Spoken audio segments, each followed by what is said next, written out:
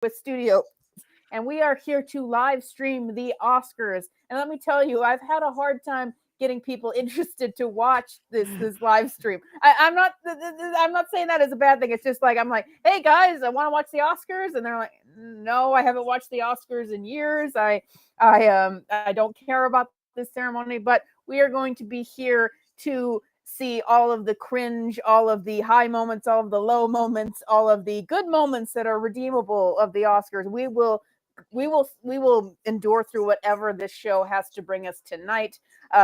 Jacob, how are you feeling about the Oscars? How are you feeling about Jimmy Kimmel being the host? Uh, I actually don't.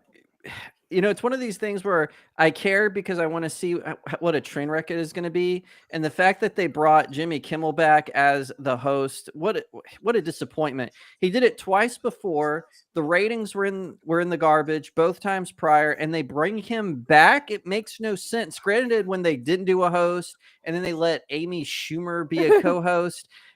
That was even worse. But come on, Jimmy Kimmel, he hasn't been funny. As for the Oscars themselves, some nominees were better than others, so I'm willing to give it a chance. But I'm honestly not too excited. The fact that RRR got snubbed for best foreign film, that in and of itself is a crime against cinema. Against, As I as thought you were it going to say were. a crime against humanity. Close. Hi, hello, Jim Hilkins. How long will it take before Kimmel makes a joke about the Will Smith?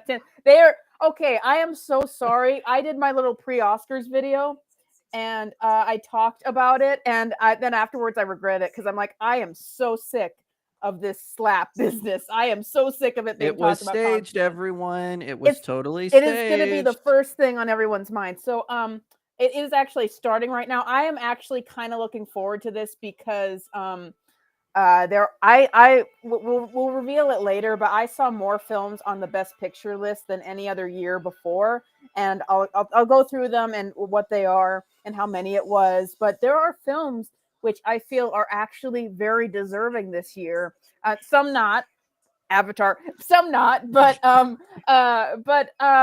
think the real problem with the Oscars is just the show itself and how cringy it is, and just the general that people are becoming disillusioned with movies in the theater right now. Like, I mean, not movies, but just like we were just talking. Hello, Classic Carly, thank you for being here. Um, just we were talking about how this year there aren't that many great movies, so they're doing their like little intro to it. So let's see what we got. Um, Jacob, how soon do you think you're going to cringe? Well, as soon as Jimmy Kimmel walks up on the stage, I'm going to cringe. So pretty quickly. I don't know. We'll see. Maybe people are saying we'll probably eat our words on this. People are saying that maybe they've changed this time around. Have you not any people who are saying that he has changed? Have they not watched any of his opening monologues in the past year? He has not changed. I don't know why they're showing like Minions right now. Are you watching it live, Jacob? Yeah, in a little corner. It's not very good though. Yeah, I've got it here on my iPad. By the way, I better turn this down, and I kind of want to have it high so people can hear, but I don't want to get demonetized. And I 100% will. Okay, how do I do this? Banshees of Inisherin is a very good film, by the way. Have you seen that, Jacob? I have not. Oh, it is a very good film. We've got. Oh my gosh, it's Jimmy Kimmel! Don't do it. The second Jimmy Kimmel showed up, I cringed. So first 2 minutes of the Oscar show. Guess.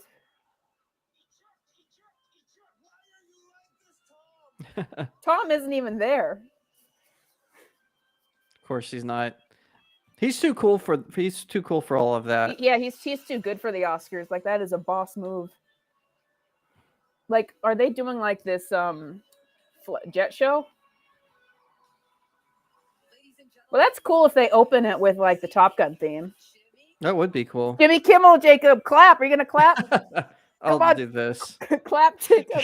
What is this like Top Gun thing that they're doing with him?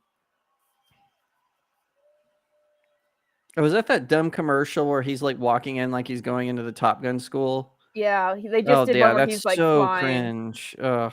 That was bad. I think they're gonna try to be really self-deprecating in this one, like as if that will endear them to people. because they were trying to be self-deprecating in that trailer. But let's see what he has to say, Jacob. All right. Oh my gosh. My banshees are caught in my inner Sheeran right now. Oh, Oh man. it's already bad. Congratulations, welcome to the 95th Oscars. Boo. Sorry. We better keep talking because I don't want to get copyright strike. 19 people watching. Hello. Jimmy Kimmel is just on the stage now. Being here tonight is a dream come true for most of the people in this room. Thank you for inviting me to be a part of it, especially this year when the world finally got out of the house to see the films you worked so hard to make. Yeah, after you told us to stay in, Jimmy. In a theater. Hey, all you wonderful people. Hello. 13. That's me.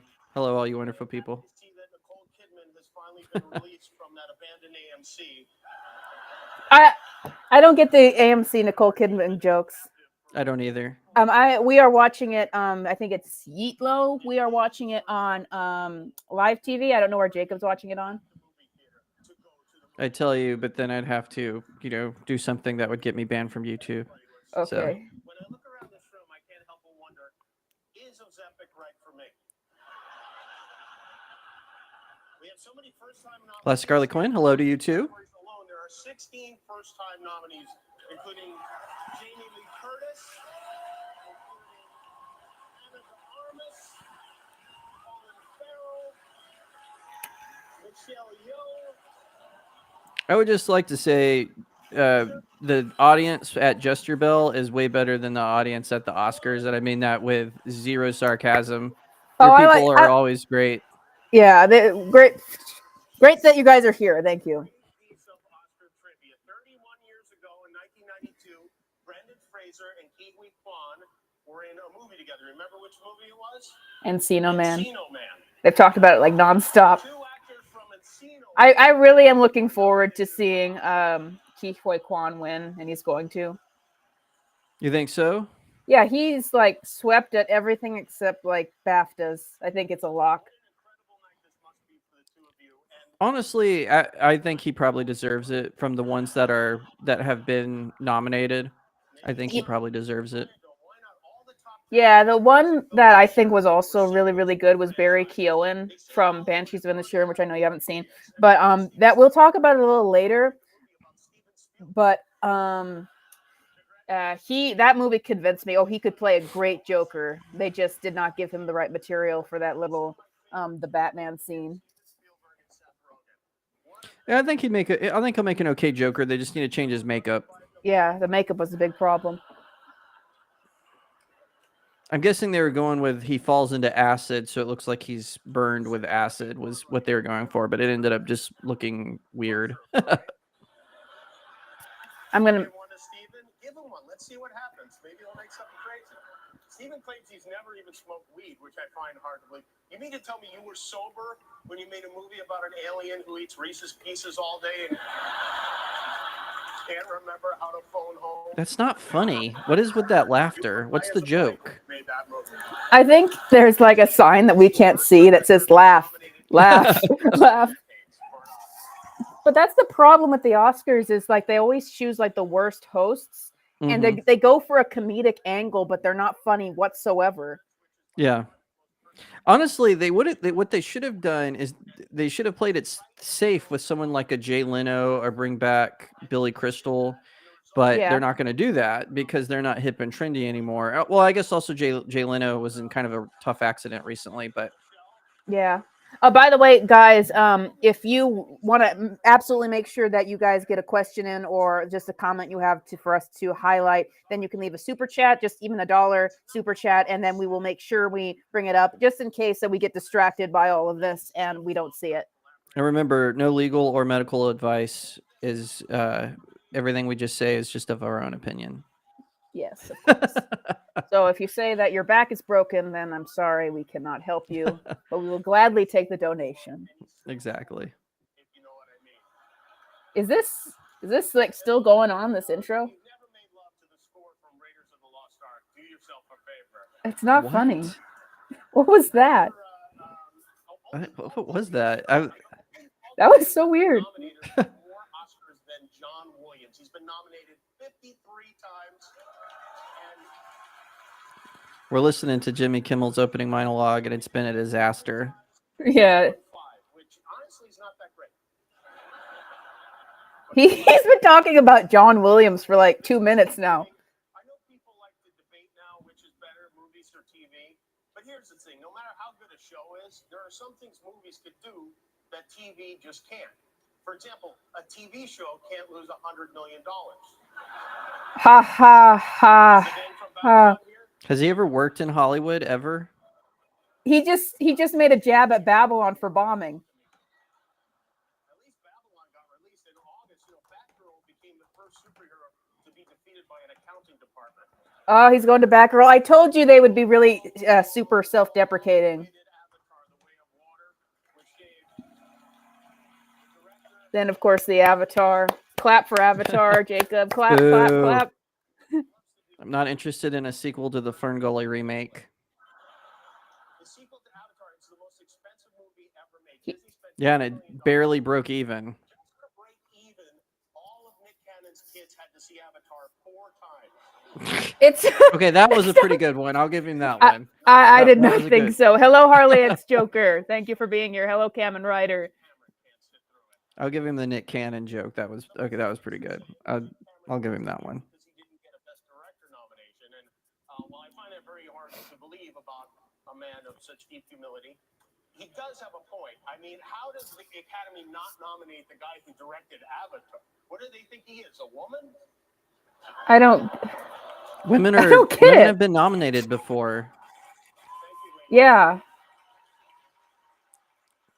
Oh Lord. I mean, the problem is. It was some year for diversity and inclusion. Oh, here we go. Nominees from every corner of Dublin. I guess that's a Banshees joke. Yeah. I guess that could be funny if it was told by a real comedian. Fight on stage just went way up. And while we're on the subject of diversity, I want to say, especially those of you watching at home, there are a number of excellent films and performances that were not nominated tonight, including Till and The Woman King, which are both based on true stories. Yeah, The Woman King is not based on a true story. It's The fan Woman fiction King is about like real a event. pro-slavery movie. If you haven't seen them, as is a small independent film called Top Gun Maverick, the movie that saved the movies. Everyone loved Top Gun. Spider-Man No Way Home saved the movie. Stop saying it was Top. I like Top Gun Maverick. It was not Way of Water. It was not Top Gun Maverick. It was Spider-Man No Way Home. L. Ron Hubba Hubba, you know what I'm saying? None of this is funny. Okay, the L. Ron Hubbard joke was good. I'll give him that one too. Spider-Man No Way Home. And James Cameron didn't show up tonight. The two guys who insisted we go to the theater didn't come to the theater. The Oscars that's are not the The theater. Oscars. No, I think he's making a point there. I mean, it's all for show, just so they can pat each other on the back. Wearing a Judd Hirsch Mission Impossible mask. Well, it's like Tom Cruise and James Cameron. As much as I have criticisms with James Cameron, they have enough positivity in their careers right now that they don't really need the Oscars. That's true. James Cameron's is unearned for the Avatar movies. Earned for other movies, but not Yeah. for the Avatar films. Yeah, Avatar. I turned to my friend when it was finished, Avatar 2, and I said, I feel like I've been in cryogenesis sleep for the past 3 hours. Isn't The Woman King anti-colonialism? So the story behind Look The up the Woman real King, history. the real history behind the Woman King, who Viola Davis is playing, is she was a female monarch who she pushed the slave trade in Africa. So she is responsible for a lot of the slave trade, and they were sort of romanticizing her as an empowered figure. So that's why we are against the Woman King. Yeah, it's total history revisionism, 100%.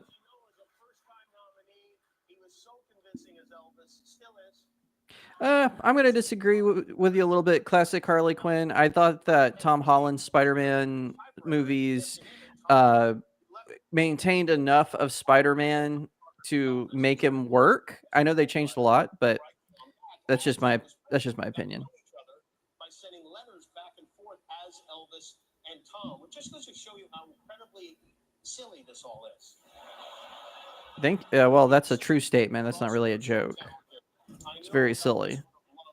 Your performance, and in fact, according to my QAnon Reddit page, he did. We know this is a special night for you. We want you to have fun. We Huh. want you to feel safe. And most importantly, we want me to feel safe. So we have strict policies in place. If anyone in this theater This is- gets an act here it of comes. violence at any point during the show, you will be awarded the Oscar for Best Actor and permitted to give a 19-minute long speech. This is Seriously, the Academy has a crisis team in place. If anything unpredictable or violent happens during the ceremony, just do what you did last year. Nothing. okay. That's funny There and do Eh. absolutely nothing. because Obvious. I mean, Even give the assailant a hug. And if any of you get mad at a joke and decide My to dog come up would with have a done this ridiculous- monologue better. this is the Will Smith jokes. It's not going to be easy. There are a few of my friends are going to have to get through first. You're going to have to get through the heavyweight champ, Adonis Creed, before you get to me. You're gonna have to- This monologue just keeps on going and going and going. Before you get to me. Man, to think the Family Guy creator did a better job than Jimmy Kimmel, just to put in perspective. You are going to have to Andrew Garfield looks like, why did he even mention my name? tangle with Fableman. And then you're going to have to go through my right-hand man, Guillermo, if you want to get up to this stage. Oh my Yeah, the- goodness. The other Guillermo, not Del Toro. Yes, that one. Okay, there you go. I know he's cute, but make no mistake. That audio of the Oscars is pretty loud. Can you hear it, Jacob, from my A end? little bit.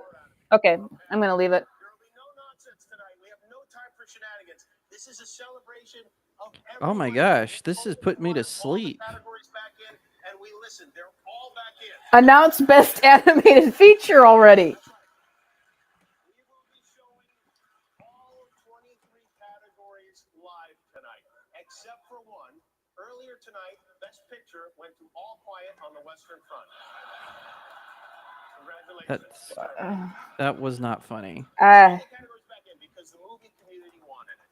Almost as much as the television community didn't want it. So, no complaining about how long the show is. I saw all your movies. Now it's my turn to make you sit in the theater for 3.5 hours. You know, if they want to make the Oscars shorter, they could cut out these monologues. We want your speeches to be moving. We also want to keep it moving. So, if the speech goes on too long, this year we're not going to play you off stage.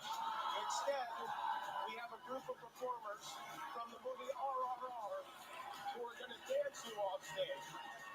If you go too long, we're going to follow you with gong show your ass. So let's get this going. Please welcome. What do you think of all this, Jacob? Dwayne Johnson and Emily I can't see it. Like I said, mine keeps So- cutting out. So he said that anytime that a speech goes too long tonight, then they're gonna get this dance crew out to dance not to around you if you talk too long. That's dumb. Okay, animated feature. It's gonna go to Pinocchio. I would say Puss in Boots: Last Wish. I haven't seen any of these. I've only seen Turning Red, which is terrible. Puss in Boots: Last Wish. I've heard very, very good things about it. Okay, yeah, I have two. A few people. It's made by the same studio that did Shrek. Obviously, loved the first two of those. After that, they get kind of laborsome. But Puss in Boots, really good. I have to admit, I was a little surprised that they did another Puss in Boots, but I'm glad that they did. Did they nominate it? I don't think they did because did it come out Yeah, it too is. late? Best okay. animated is Puss in Boots. Last Wish. Okay. Just need to keep this moving because do you see that exhausted just even at this? Emily, is it? Yes, it's a. It's no, we're just wasting time. You know, I mean, really think about it. Is Is that Dwayne Johnson up there? Yeah, it's Dwayne Johnson and Emily Blunt. Telling sufficient thank you. Dwayne Johnson, who tried to declare that Black Adam was a success because it made as much money as Captain America: The First Avenger over 10 years ago. That's funny. Styles and techniques as displayed by, thank you, the nominees this year. That was very, very nice. Very, very nicely put. Turning Red has no business being on there. Not at all. I totally agree. It's not even the best of the Disney movies they released that year. Guillermo del Toro's Pinocchio. Guillermo del Toro, Mark I think they're going to give it to Pinocchio, but I think it should be Puss in Boots. Try your best, and that's the best anybody can do. Marcel, the show with shoes on, isn't even an animated film. It has an animated segment and it's nominated. and Paul Mazzei. Sometimes people say that my head is too big for my body, and then I say, compared to what? Puss in Boots, The Last Wish, Joe Crawford, and Mark Swift. Fairly, if you dare. The Sea Beast. I have not even heard of the Sea Beast. It's a Netflix animated film before they did all their we cuts. we actually got rid of Netflix because it wasn't worth it, and so I wouldn't have seen it. They went with the clip where she says, "I like gyrating." Like, what was that? Yeah, it sounds like Hollywood. And the Oscar goes to Guillermo del Toro. I knew it. I Yep, knew good. it. It was going to be Pinocchio. I'm still not over the fact that they said, okay, for Turning Red, the clip we're going to use is when a 12-year-old girl says that she likes gyrating. Like, that's going to be great, guys. Should have been Jujutsu Kaisen 0, folks. It was better than any American animated film this year, hands down. It's just an objective fact. Jacob's like, false. I do kind of like it that they, like, after the Oscars have been just talking down about animation, like it's just for kids, that they gave it to one that's a little bit more adult. I think Pinocchio was PG-13. So was Jujutsu Kaisen. Mhm. It was PG-13. I take that back. It actually might have been R. It was a really great movie, but not a kids animated film for sure. Yeah. At least Turning Red didn't win. I Yeah. thought Turning Red shouldn't have been nominated. Yeah, I totally agree. We are all ready for it. Please help us keep animation in the conversation. I would like to thank Netflix and that surround us for sustaining his faith in us to make this movie. And I want to dedicate this to the love of my life, my wife Kim, my kids, and my mom and pop. They're not here anymore, but they are here with me. And So, and I love you. I might cut this short if we get to Best Supporting Actor really quick. But Okay. Jacob, how many of the Oscars 2023 Best Picture nominees have you watched? Let's see. 1, 2, 3, 4, 5. I've watched 5 of the nominees. 6. Nice. I'm putting 6 because I've pretty much seen all of Everything Everywhere All at Once. Okay, so the movies that I've seen are Everything Everywhere All at Once, Top Gun Maverick, Tar, The Banshees of Inisherin, Avatar: The Way of Water, and Elvis. I've seen All Quiet on the Western Front, Elvis, Everything Everywhere All at Once, Top Gun Maverick. Oh, no, so only 4. I've only seen 4. I haven't seen Okay, so any of the others. I think I So we're sat on down a- to watch Triangle Sadness, but I got interrupted. I wanted to watch All Quiet on the Western Front because I heard that was good, but I didn't want to pay a fee for Netflix and I couldn't find it anywhere else. I didn't want to pirate it. So, like I said, I like all of these movies. Have you seen Tar? Was that one of the ones you mentioned? No, I've not seen Tar. I've seen the famous clip that went viral. Well, But that's about it. yeah, it's a very interesting movie. It's a very slow burn movie, but it's about this of like they do such a good job of building up that this woman Lydia Tarr, played by Cate Blanchett, is like just this very powerful lady, this powerful composer. She's been all around the world. She teaches at the highest universities, and she's thought to be untouchable. And it's this interesting exploration of cancel culture. That's what the movie is about. It's all about cancel culture because she has that conversation with these students that went viral, and her words are taken out of context, and she's tried to get canceled over that. And of course, that it was a lie, and so they try to fight off these rumors about her. But the unfortunate thing is, she has done other things. It's interesting because in the movie, they're so upset over the fact that she was not politically correct with this student, but they don't know that she's a lesbian in the movie, that she is a predatory lesbian, and that she might have driven a girl because she did not want anyone to know about her affair with this girl. She shut out the girl from all the jobs she could have gotten, and it's thought that she might have driven her to commit suicide. So it's this it is a rough movie to watch, but what it does, and what I like it, is it doesn't tell you how to think. It shows you these different aspects about what might ruin someone. it shows sort of, but I really like what it did because it shows the aspect of what we think of as cancel culture today. Like one tweet or one out of context quote can ruin you, but it doesn't really spend a lot of time on the internet, like memifying it. They just refer to it as something that's happened. Like people are saying this about you. It felt very, very real. Like this is something that could have happened in real life. And it brings there to other aspects of, how we've seen people in Hollywood fall for like scandals and stuff like that. But it presents her as a very complicated character because it shows like moments where she is really good with music and how it empathizes with her, but it also like reveals her to like be this very corrupt person. So it's really a very complicated character study, and it's a really good movie. So I would recommend you watch it and give your thoughts on it. It is Okay. it is a slow movie though, definitely. I don't mind slow movies as long as they are enthralling. Like normally, that's why I don't like Denis Villeneuve movies too much. I think that he's slow, but they're not enthralling, with the exception of what was the one with Amy Adams and Arrival. yes, with the exception of Arrival and Dune. But I feel like the movies I've seen that he did in between, they were just too slow. Have It's you like, seen Prisoners? I've not seen Prisoners. Prisoners is amazing. That Okay. is a really good movie, and it's not slow at all. It is like intense. So it is the kind of movie you watch and you feel like, I don't want to watch this anymore, but I'm going to be scarred if I don't find out how this turns out. So it is a very, very good movie. It's not slow. That's how I felt about Uncut Gems. It was a very great movie, but I'll never watch it again. It's like Yeah, Harley X Joker Forever says, just realized I only saw like 3 movies last year. New movies, watched a lot of old ones. Yeah, this year I have not been watching as many new ones partially because I've been busy. I watched a movie. I've actually watched Braveheart, which is very iconic, but I had never seen it before for the first time. what? Yes, I had not seen Braveheart before, but I watched it. I also watched Dances with Wolves for the first time.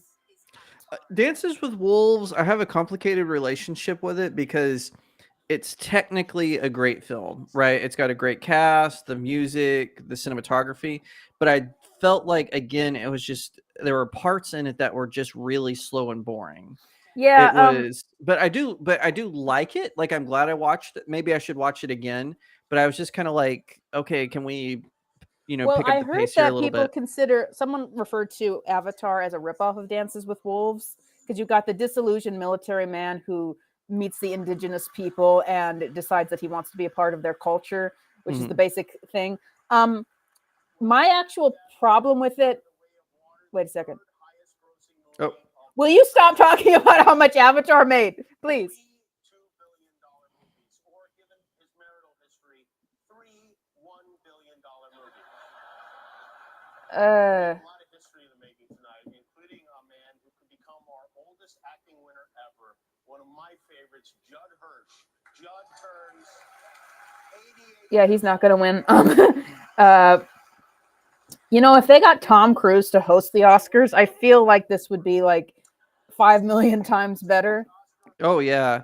I Jimmy Kimmel is so bad it makes you long for James Franco and Anne Hathaway to come back. Like Yeah. that's how bad he is at hosting the Oscars. Heck, David Letterman was better than Jimmy Kimmel. And he said himself was one of the worst. Are we at Best Supporting Actor? Like, what are we doing right now? Best Supporting Actor, throw out your name. Ke Huy Quan. Yeah, that's who I think is going to win too. That's who Yeah. should win. Okay, I want to pay attention to this segment. Okay. Actor and supporting actress. Besides sharing groundbreaking wins last year, we also share a love of collaborating with others to connect with an audience. And we are both so pleased and encouraged that the movies and the people who make them are becoming more inclusive and more. What if Dave Chappelle hosts the Oscars? That That- would be the best Oscars in years, hands down. That would be crazy. They would never do this. They should get because they need someone people like get a YouTube personality, but they will never do that because YouTube is their competition. I honestly think they really need someone like a Chappelle or a Bill Burr. Yeah. It's a shame Norm Macdonald's gone from this world. He would do a great job. contributions to a film. Well, someone said Ricky Gervais should do it, but he said no. So, like, he's not going to come back. He hates these shows. Well, he was Golden Globes, Yeah, but he would make a good Oscars there you host. go. Brendan Gleeson was good. He's going to be in the Joker sequel. I'm not sure who he's playing. He's from Banshees, right? Yeah, I will talk about Banshees and what it's about in a minute.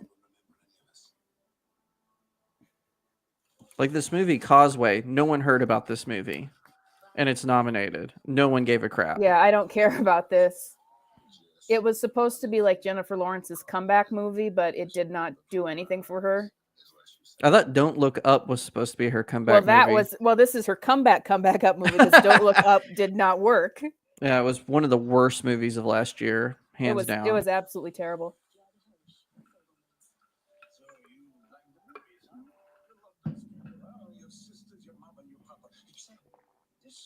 I have not watched The Fabelmans yet. I've heard some very mixed things about it.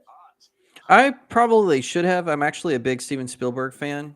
I don't like a lot of his newer stuff, but he was in his prime, his older work. Barry Keoghan was awesome in this movie.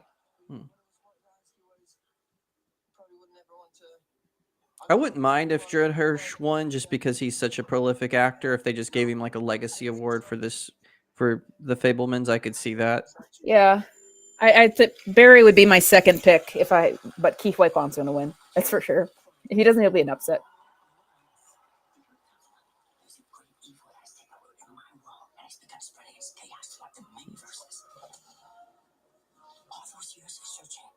He worked as a stunt coordinator on X-Men, which is actually how he was able to do such a good job as Waymond. Oh, that's cool. And the Oscar goes to... Oh my gosh. Oh, yay. She actually teared up. Who's presenting? That was Ariana DuBois who presented. Cool. Oh my goodness. I knew he was going to win. That was so obvious. Good for him. I mean, one of the things too was it became popular to throw Steven Spielberg under the bus recently, and he actually defended Steven Spielberg. So good for him. Okay, I want to hear what he says. Boy, he is just bawling because he had to leave acting for 39 years.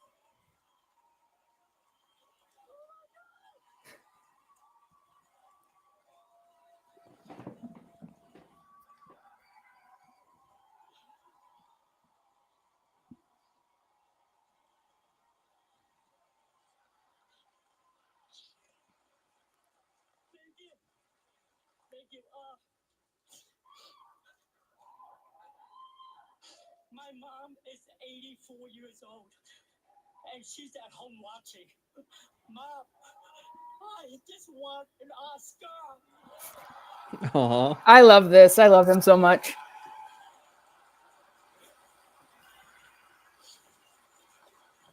My journey started on a boat. I spent a year in a refugee camp, and somehow I ended up here on Hollywood's biggest stage. Well, they say stories like this only happen in the movies. I cannot believe it's happening to me. This is the American dream.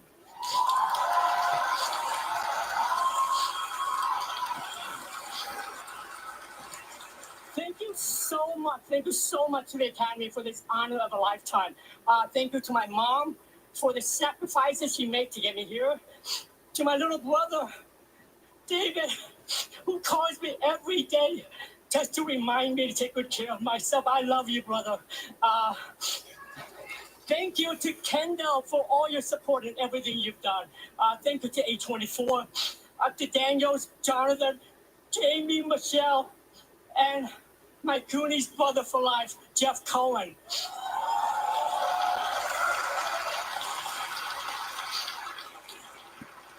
I owe everything to the love of my life, my wife Echo, who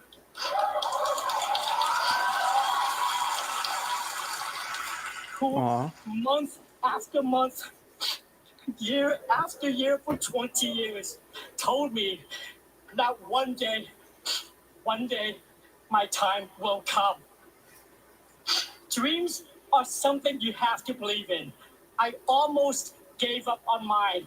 To all of you out there, please keep your dreams alive. That's fantastic. I'm so happy he won.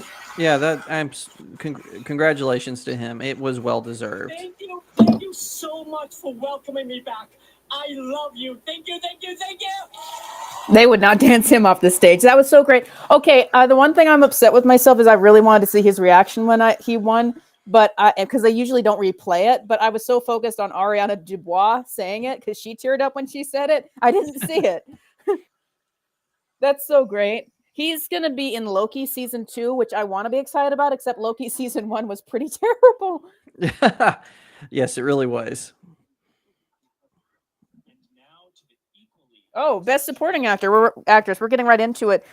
This Okay. one I'm kind of neither here nor there on because I've seen all of these movies except for The Whale with Hong Chow. So I picked Angela Bassett, even though I don't like Wakanda Forever. But like if Jamie Lee Curtis, Stephanie Hsu, Carrie Condon, any of these ladies, they're really good. Mm-hmm. Really, if there was a person who was going to win for Wakanda Forever, it should have been Letitia Wright. Yeah. But I know that they snubbed her because she came out against all the stuff. So.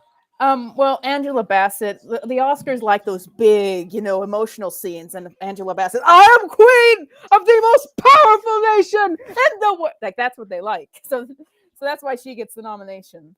I love how she like right off the bat dishonors T'Challa's legacy by canceling everything he had planned to do. That was like my favorite part of the whole movie. Yeah, Carrie Condon, really good. She conveys a lot of nuance. Who do you think they're going to give it to?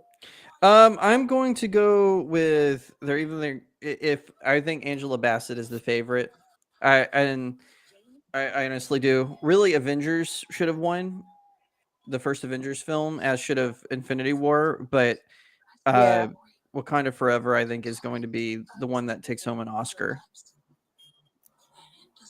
So do you give before they announce, do you give approval to Ke Huy Quan's speech? Do you think it was good? Oh yeah, I thought it was a great speech. Yeah, That's I how loved Oscar it. speeches should be. I think Yeah, I want to thank my was mom. I want to thank my siblings. I want to thank my wife. I want to that's how they thank my used to do it. co-stars. Yeah, that's what it should be.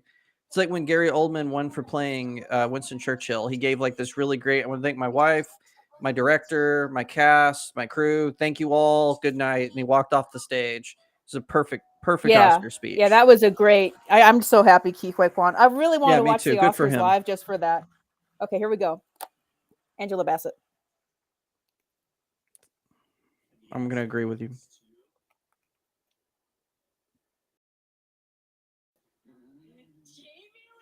What? Oh, I'm shocked. Whoa! Jamie Lee Curtis. Wow. I did not expect that. I thought if someone upsets tonight, if someone's unexpected, it's probably going to be Jamie Lee Curtis. I didn't get to say that, but I thought if it's not Angela Bassett, it's going to be Jamie Lee Curtis. Wow. That is shocking. That is shocking to me. She was Congratulations good. to her. I'm just surprised. That's huge. This is her first Oscar and nomination. Like this is huge for her. All Quiet or Everything Everywhere All at Once was number 3 on my top 10. So for them to win two awards in a row, that's fantastic. Yeah. Well, it's gonna sweep tonight. It's pretty obvious. Wow. That was shocking. I have 45 seconds, and I promised Janet Yang I would do it well because I'm a good girl. I know it looks like I'm standing up here by myself, but I am not. I am hundreds of people. I'm hundreds of people. Where are the Daniels?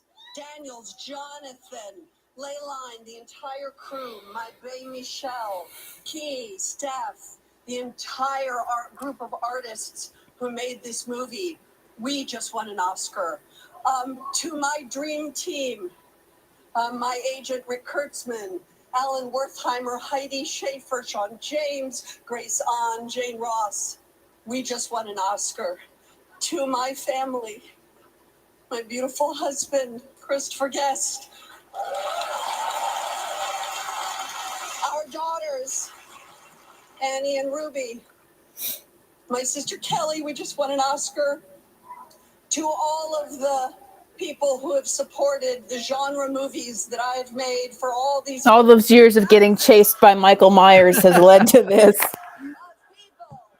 We just won an Oscar together.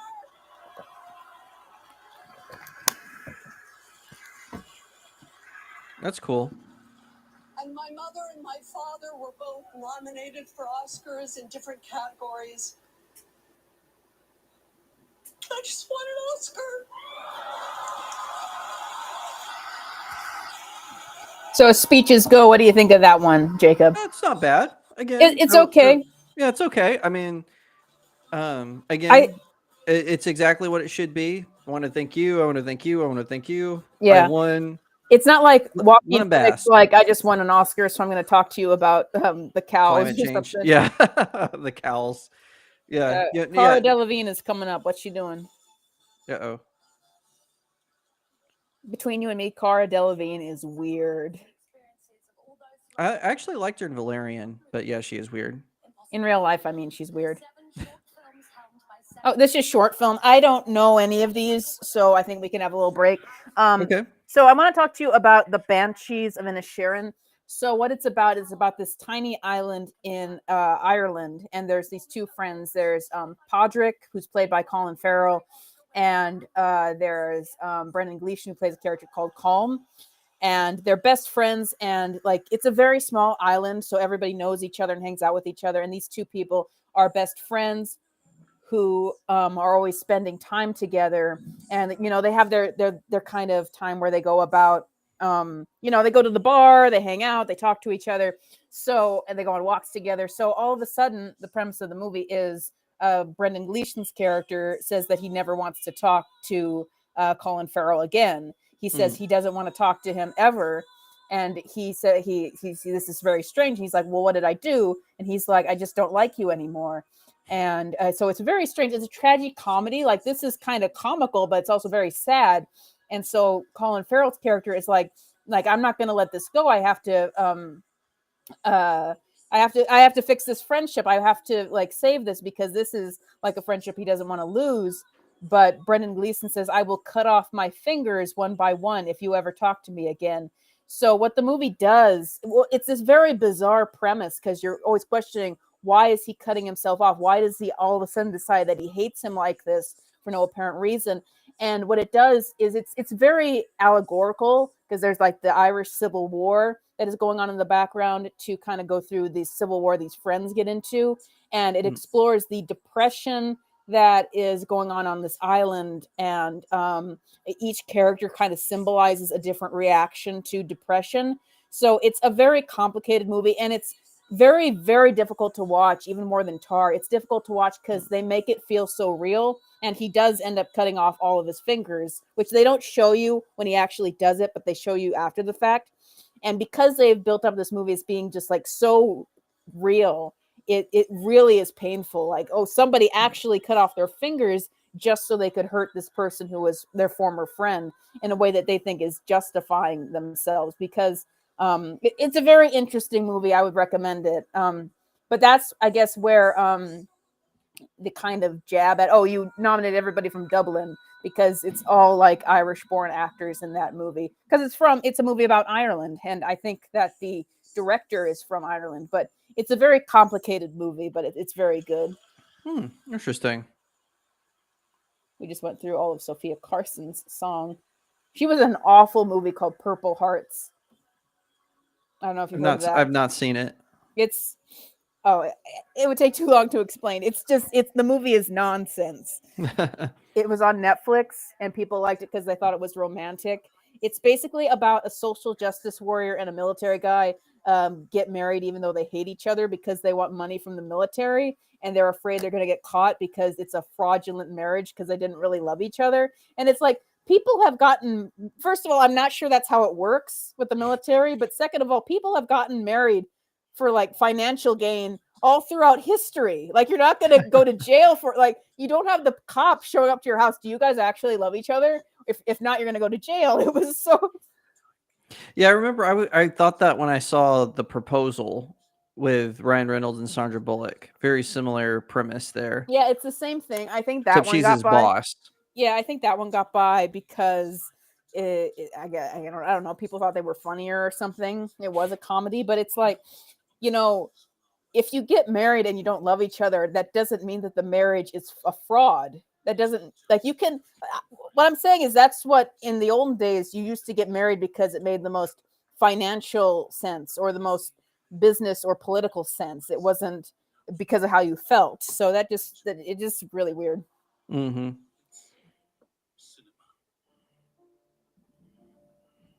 Let me get all these ads.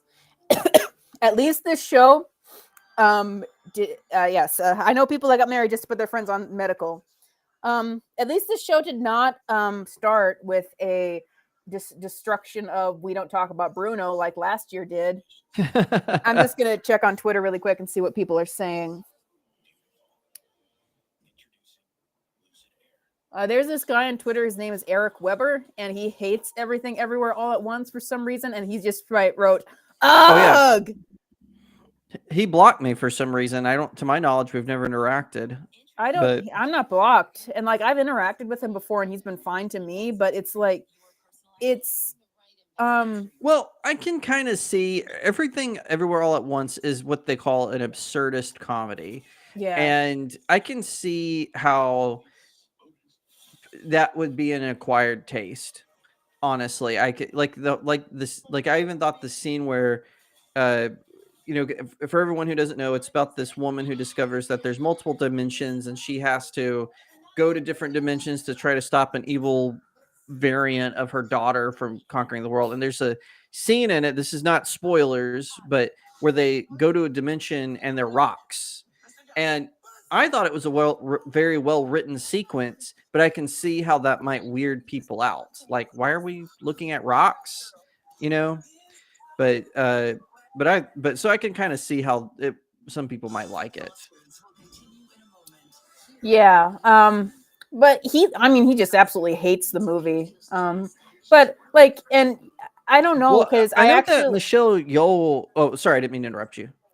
Well, I was gonna say, just with this guy interaction, I actually tried to get him on the channel once. He didn't respond, which is fine. But I just feel like, well, I just think that it's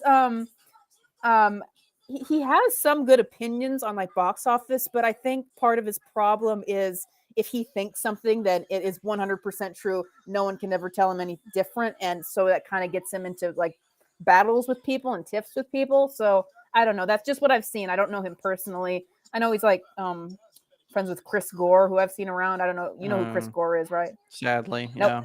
Yeah. So. Nothing against Chris Gore, but I feel like Film Threat, like I feel like some of Gore's opinions about film are they're too traditional. Like sometimes when I watch some of these guys and they've been reviewing movies, for the umpteenth years, which that's I've been doing it since 2012, but it's kind of like eventually you're kind of like they start just sounding like every other mainstream thing, and I think sometimes I feel like with Chris Gore's commentary, and again, seems like a perfectly nice guy. Nothing against him personally. I'm just saying I'm with guys like that. I'm always kind of like, yeah, it's the talkies now, guys. Yeah. Well, I didn't have that. Just sometimes because I do listen because I don't agree with all of the, oh my goodness, we're gonna get a Little Mermaid trailer coming up. This is sadly Cate Blanchett's performance in Tar. I didn't get to say this. Cate Blanchett is like one of the best performances I've seen all year from like a technical standpoint. Cate Blanchett is amazing. She's a brilliant actress. Yeah. It's like a Heath Ledger Joker level performance with how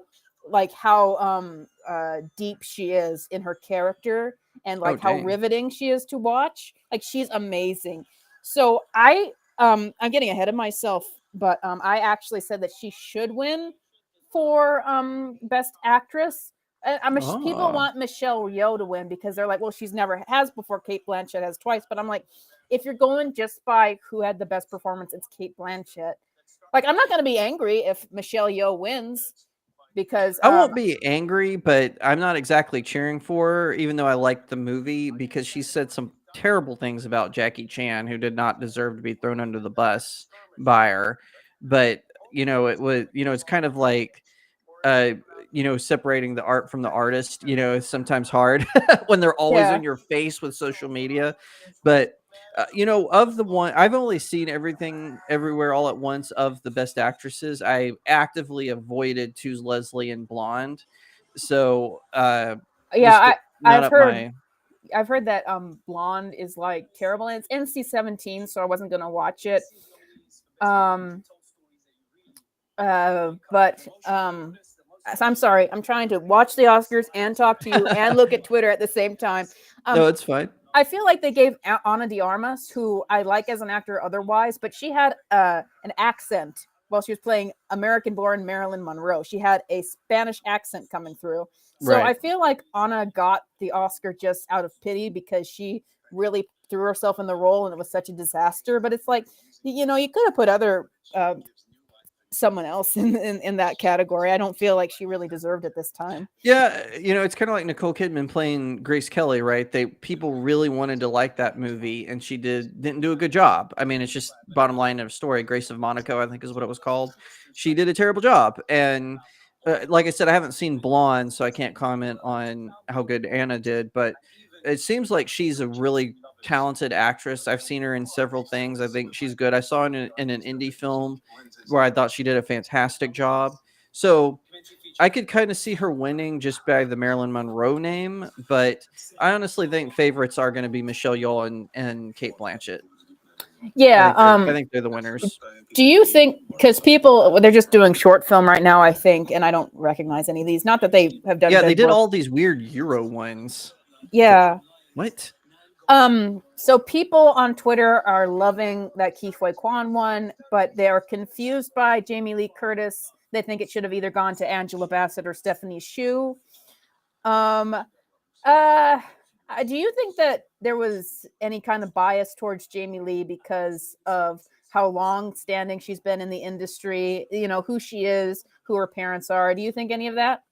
It's certainly possible. I remember people saying when Leonardo DiCaprio won for that weird bear movie he was in, Revenant or whatever.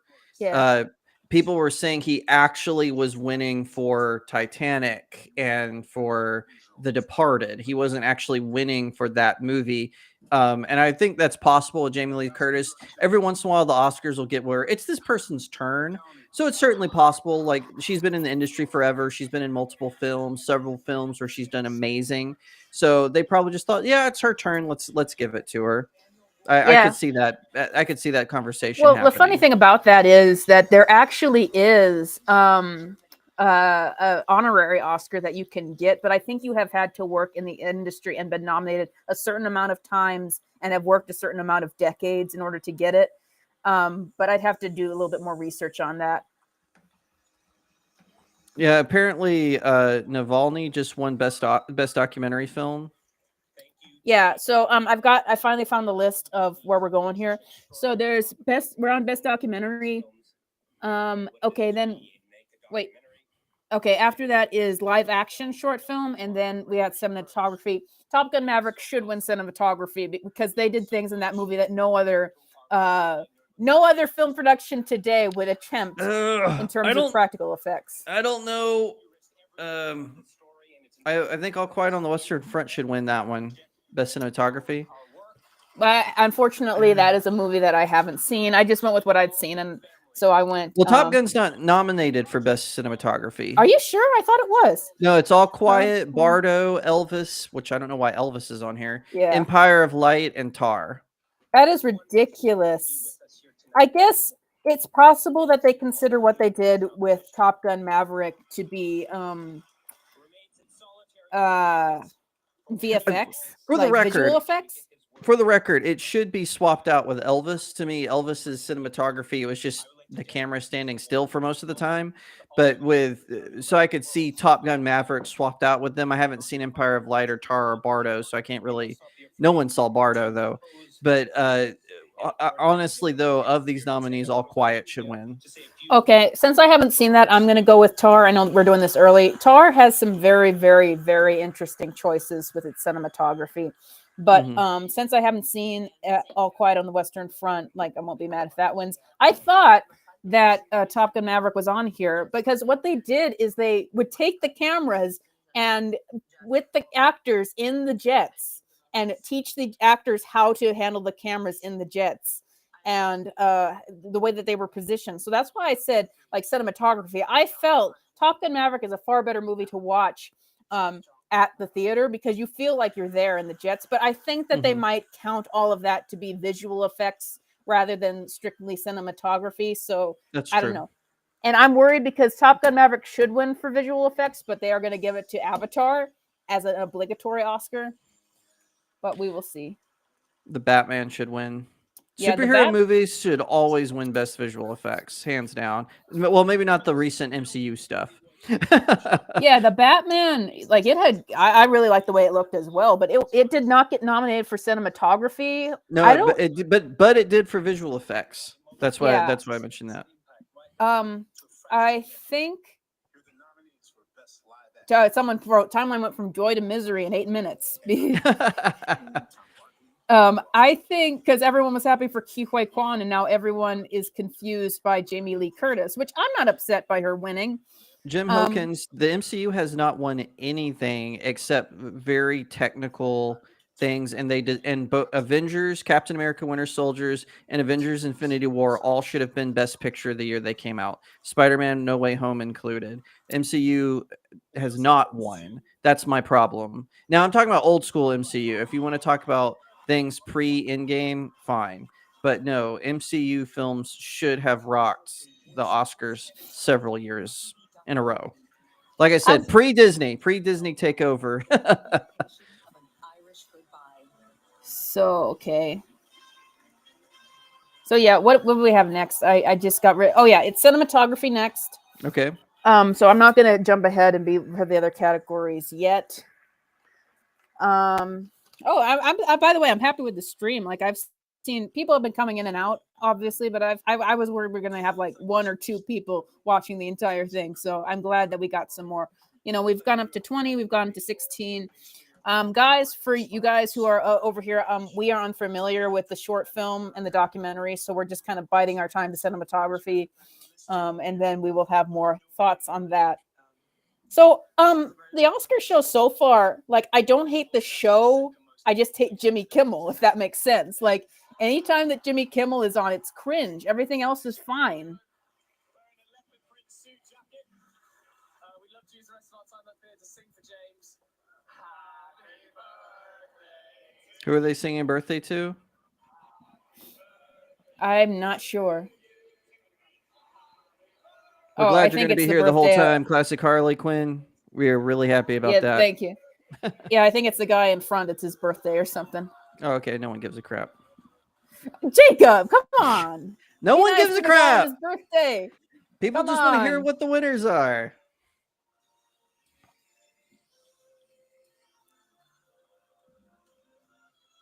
And now, please welcome Halle Bailey and Oscar nominee Melissa McCarthy.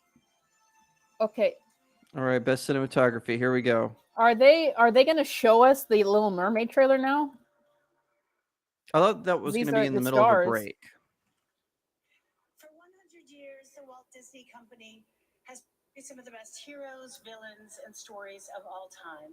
And this amazing legacy would not be complete without The Little Mermaid. Ah, 1,735 remarkable film artists, technicians, and craftspeople came together to tell this new story. And I may be biased, but I have enjoyed. Oh, great. Are we going to react to the Little Mermaid now? Complete joy. I absolutely agree. So Halle Berry, I think, is a very attractive actress. I do think she has the look of a Disney princess. This is going to be a live action Disney remake, and it's going to be terrible. mm-hmm. Hands down. Okay, here we go, Jacob. Trailer reaction time. The Little Mermaid trailer, guys. Here we go. All right. Why is Disney allowed to advertise? because they own ABC. Oh. Here we go. It looks so fake all the time. And it's so dark. I'm sorry, I'm already complaining. Oh, they're going to let her be in love with the prince? Is that allowed?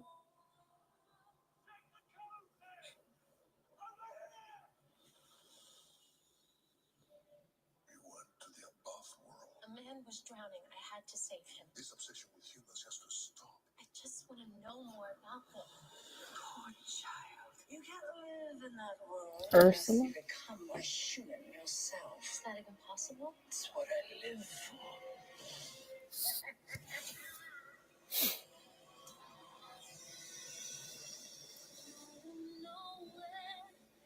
I don't know how, but I know something. I do not like her singing compared to Jodie Benson. Watching, you'll see. Someday I'll be part of you. That, nah.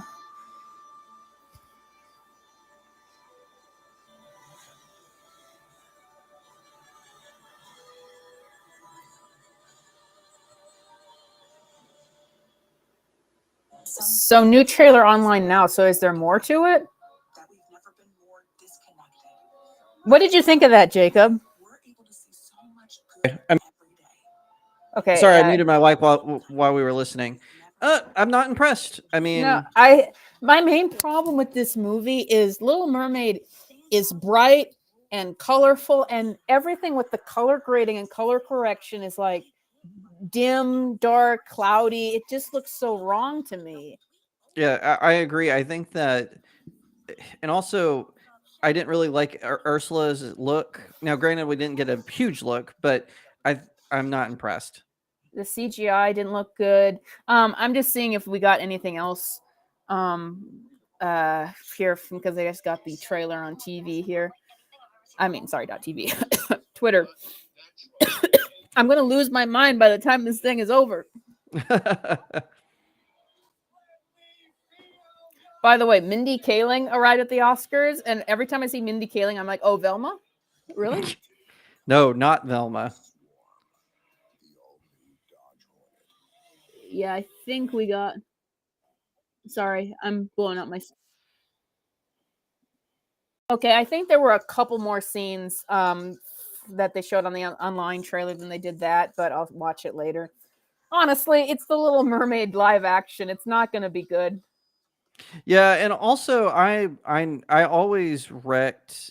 I always get people always get wrecked when they hear this. I actually don't like the animated Little Mermaid. I actually think that was the first time Disney attempted to be politically correct with one of their princesses. If you watch the movie, it's incredibly politically correct. And I know your face is exactly everyone's reaction whenever I say this. Well, I'm actually looking at Twitter right now. I'm listening though. It's fine. I like the first Little Mermaid fine. I have a bit of a nostalgic attachment to it. I'm not obsessed with it though. So if you criticize it, then I'm not gonna like get mad. Like we could have an entire new discussion about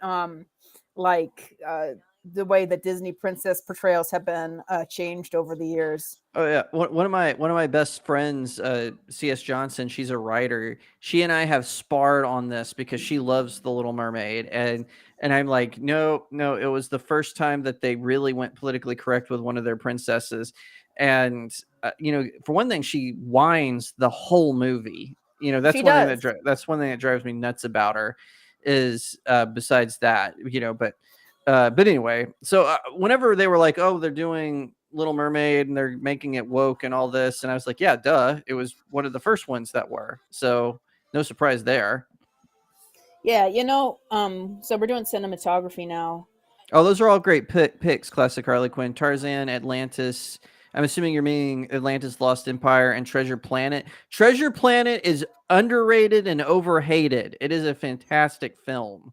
So definitely check that out if you have Disney Plus or you have a store that still sells DVDs. Okay, Try to get a copy of it.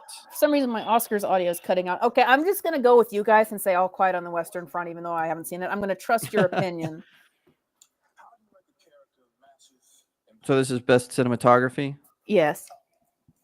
First of all, we cast you. You know, stop. Jonathan Majors, fine actor. Kang in the MCU has been absolutely terrible, and even now they're trying to hype him up. It's like it's all talk and no actual show with him. He's been defeated like 4 times already. Yep. And it's like he's just an annoyance rather than a big bad. That's a shame too, because Kang is actually one of the better Avengers villains. Oh, that's a beast. Yeah, I mean that was before cell phones, so they actually cut a hole in the floor and physically lowered the camera. Okay, that's what I call a workout and a flex. It's a pretty big flex, but the result was this shot. Sometimes the simplest solution. They should just get Michael B. Jordan to host the Oscars. I'm just thinking of all the people who would be better than Jimmy Kimmel. Mel Brooks would be better than Jimmy Kimmel. Tommy Wiseau would be better than Jimmy Kimmel. I would, you know, if Tommy Wiseau was the host of the Oscars, everybody would watch. Everybody would watch.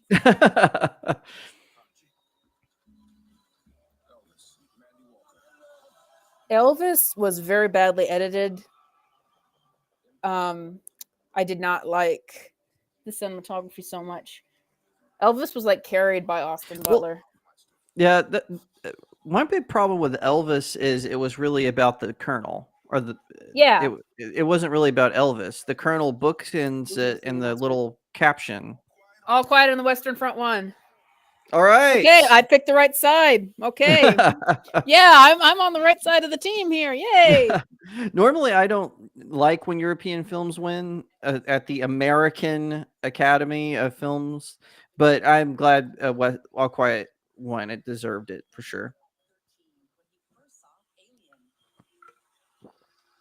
That was a really good, excellent film. Very well edited. Stayed true to the roots of the story. Highly recommend it if you haven't seen it. It's not my birthday, but I feel like it is. I mean, what an honor, Academy. Thank you so much. Thank you for everything. And fellow nominees, your work is just outstanding. And James Friend, what a name. For everything the Little Mermaid trailer is currently being ratioed on Twitter. Can't win for losing. I'm writing everything about this movie is wrong.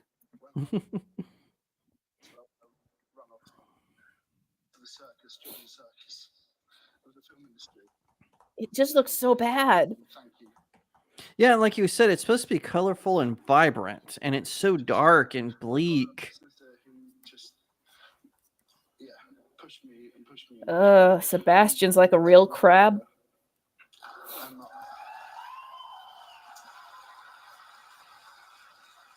Just thank you so much. I'm sorry if I've missed anyone out, but thank you. From the bottom of my heart, thank you so much. Thank you so much. Okay, I lost my list. I don't know what the next category is. I think it's like either makeup or hairstyling or something like that. Oh, snoozer. We can have some fun. The Batman is nominated for makeup and hairstyling. It was all just regular. Like, as much as I like that movie, it was all just regular hair and not makeup. True. Colin Farrell really had a lot. Okay. Colin Farrell. All right, that's fair. Whatever twists and turns come your way. 1 minute, you're fine. The next, your fingers are hot dogs. Every day we're confronted with new choices, and it's hard to know which path you should follow. This next song reminds us that you don't need to know how to burst jump or experience the entire multiverse at once. You just need to enjoy the ride. Here to perform This Is a Life from everything, everywhere. Oh, it's a song performance. You might want to mute that then, because they'll really get you for the music stuff. Okay, I'm actually going to, because we talked throughout the entire thing, so I think we're fine. I'm about to sneeze. Give me my Wow. Oscar. I hope you've been Okay. boosted. Why is This Is a Life? Why are they performing some of these choices for best original song? I don't understand. Best original song is always just kind of floppy. Like I don't even know if they have a lot to choose from. But what I was Not to better win if it's not going to be Hold My Hand. Yeah, either one of those songs. I think what I was hearing them say is that most of the voters on the Academy are actually actors. And I think that that's funny because I always think about the Oscars. They typically make good choices when it comes to the actors and actresses. But when it comes to editing and music and all that, it seems like they don't know what they're talking about. If most of the voters are actors, that makes total sense then. Harley Joker Forever, absolutely buy Batman Nightfall Complete Collection if you have the money to do so. 100%. That's a great run. That's when Chuck Dixon and Denny O'Neil were still writing. Chuck Dixon is great. Yeah. He's probably one of the best Batman writers. He really, what's his name? Frank Miller gets all the credit for taking Batman taking him serious again, but really it was Neil Adams and Chuck Dixon that really did that. Just FYI. So wow. There's about 800 actors in the Academy, 9,000 voters in total. Yeah, that's incredible to me. Yeah, they have like marketers and directors and producers in there as well. But I just heard that it's mostly like the biggest chunk is from actors. I want to pay attention to this performance, but I don't want to get demonetized. And so far, I've checked it. I think I'm fine. Like, if you're given consistent commentary, I don't think that it upsets anything. Let me see. But a lot of times, music though usually is what hardcore got to look out for. I've heard people being demonetized because they're driving and recording, and they've been demonetized because a car next to them is playing music. Yeah. So, okay. So we're going also on. Don't drive and stream. Okay. So we're going to another ad, and then it's costume design. Oh, Pfizer, Jacob. Oh, of course. Of course. Yeah. The criminal organization that locked us in our homes for 2 years. Of course, they're going to get a sponsor spot for the Academy Awards. And then, of course, this next ad is about, well, he's talking about COVID, but it looks like she's taking a pregnancy test. Maybe it's a pregnancy test that tells you if you're pregnant and if you have COVID at the same time. That's hilarious. I'm losing my voice. I got to get some water. I'm glad we haven't seen very much of Jimmy Kimmel. Yeah, I know. They gave him this abnormally long intro. It just went on. It wasn't funny. And yeah, and now he's kind of quiet though. I don't know why they hired him. Like, comes cheap. Cheap. Yeah, I guarantee you, he's not getting. He wants to be redeemed. Because think about it. Although he's doing a terrible job. Well, he's not redeeming himself. That's what I'm saying. Yeah. Yeah, that's what I'm saying. It's like whenever they do something like this, like, people are like, Jacob, how can you say that the Will Smith Chris Rock slap was staged? I mean, look how it's affected Will Smith's career. I'm like, just remember, Chris Rock stayed quiet about it forever because they weren't expecting the backlash. They just thought, oh, he's going to come on, slap. He'll say something during if he wins for King Richard, and then everyone will forget about it. Well, now with social media, no one forgets about him. So that was really, and even when Chris Rock addressed it, all he did was talk about how terrible Jada is, which she is. So I'm trying to think who's worse, Jada in the chat. What do y'all think? Jada Pinkett Smith or Meghan Markle? Who do y'all think the two celebrity wives there? Who do y'all think is worse? I would put Jada. You'd put Jada? Yeah, I guess that's it.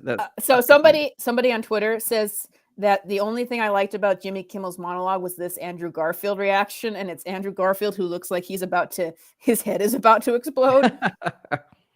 that weird reaction, like That's someone funny. said it was a great monologue. No, it wasn't. It objectively was not. It was horrible. I think everyone's expectations are so low, so when they don't go crazy insane with all the political correctness like they've been doing the past several years, then everyone's just like, "Oh yeah, it was good." I remember people were saying that about the Animaniacs reboot, that it wasn't really that good, but it just wasn't politically correct. So people were like, "Oh yeah, it's great." Yeah, I get really frustrated by that. Like, I'll criticize a film like Black Adam. I thought was really, really bad. Me and my brother both hated that film, but people were writing in my comment section, "Yeah, but it wasn't woke." I'm like, that you can still have a bad film even if there wasn't any politics in it. I just thought it was mediocre. I didn't think it was bad, but I really like Pierce Brosnan as Dr. Fate. He should get his own movie. Oh, he was great. He was Yeah. really great.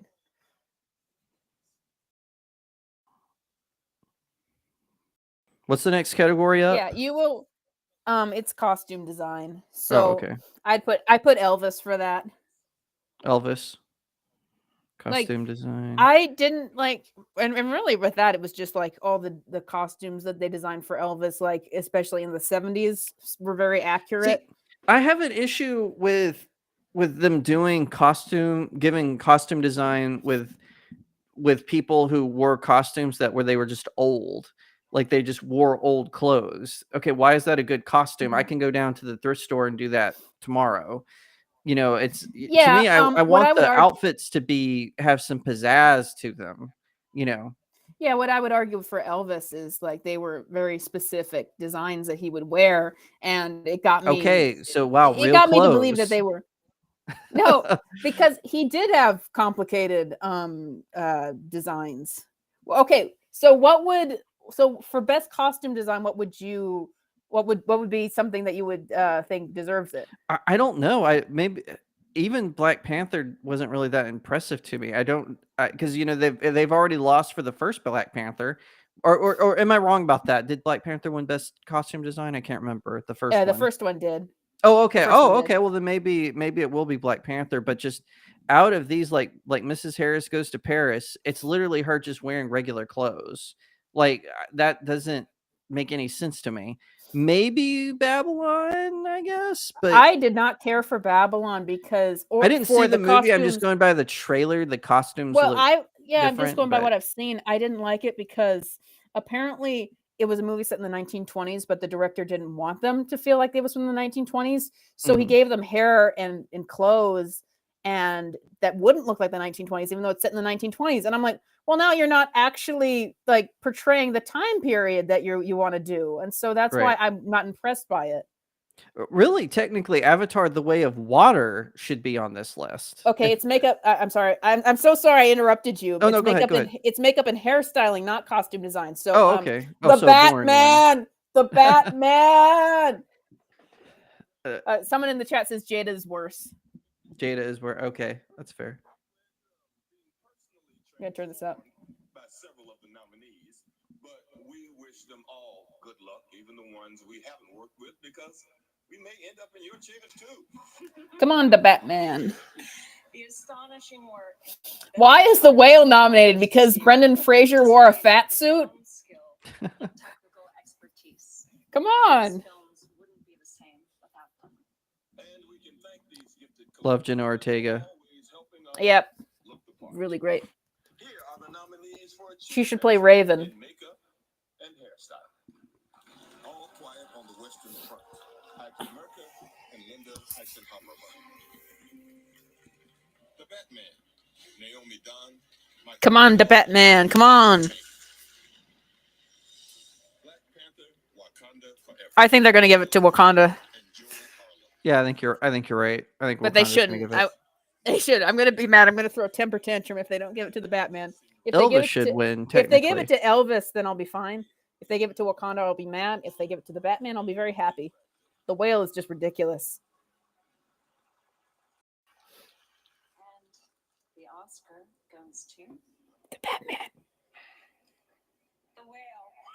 Oh, Are you what? kidding me? Are you What? kidding me? That is. Are you serious? What? What? I gotta do. What? I can't- what? That makes no That is the sense. stupidest thing I've ever heard. I gotta tweet. Like I could see it winning other awards, but what? What? Oh my goodness! What? That is so ridiculous. That is very. I agree. That's ridiculous. That's absurd.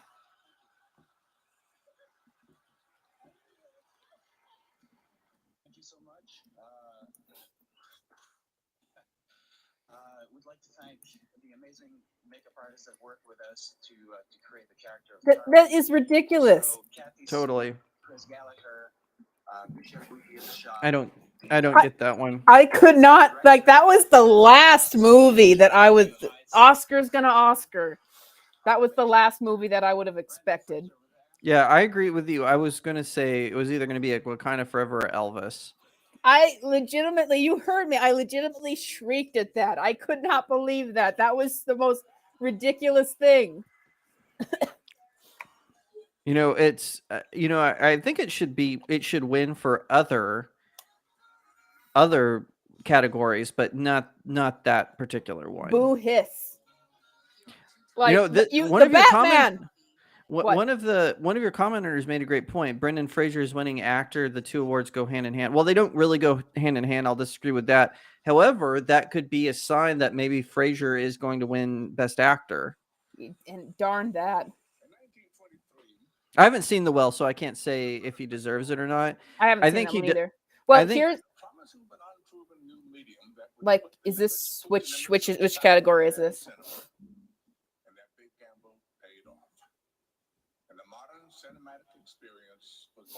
Is this costume design? The same spirit that powered a century of unforgettable movies continues to be a driving force today, as Warner Brothers unleashes the bold and impactful storytelling of an array of artists: George Miller, Bong Joon-ho. Oh, this sounds like another advertisement. And so many more, to captivate the imaginations of audiences everywhere, while reminding. Oh, I think that Glenn Close was supposed to be in this category, but she got COVID, and so I guess Margot Robbie's doing it. I didn't see her on the original list, but I knew that Glenn Close dipped out.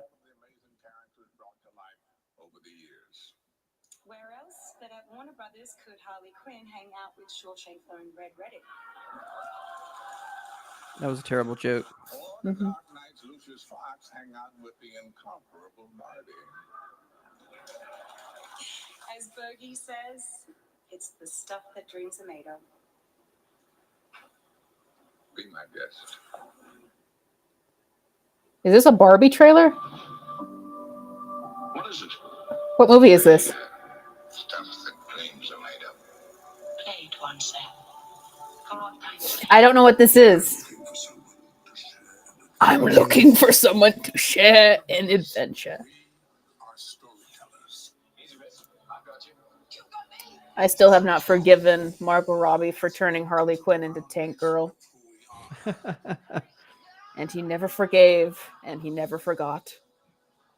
It's amazing because I've been seeing shows where they've been having better Harley Quinns than Harley. It's Yeah, like Jinx from Arcane. Yes, Like yeah, that. or That is what I or- want from the character. Or Rebecca from Cyberpunk Edgerunners. Which is funny because Jinx, the original version, was actually it's partially inspired by Joker and Harley as characters. Oh. And now she's being portrayed with like more depth than Harley. Mm-hmm. Makes sense. This is one area where you and I come together for sure is how Harley has turned into just basically a Deadpool ripoff. Well, I wanted to save this for later. Oh, okay. Yeah, sure. But like we're going to talk a little bit about it. But there have been things that make me seem like the character might be turning again. Oh, but I want to interesting. talk about that a little bit more later. Well, depending Oh, on what I'm the always next- up for talking about Batman topics, so no worries Yeah. there. Well, I guess let's. Oh, you're just celebrating WB 100. Okay, cool. Okay, we're going to talk about it. So, Jacob, I want to know your thoughts. What do you think about this Joker sequel that's coming out? I'm excited for it. I think Lady Gaga, for the type of Joker that Joaquin Phoenix was, which I loved Joker, by the way. I thought it was really good.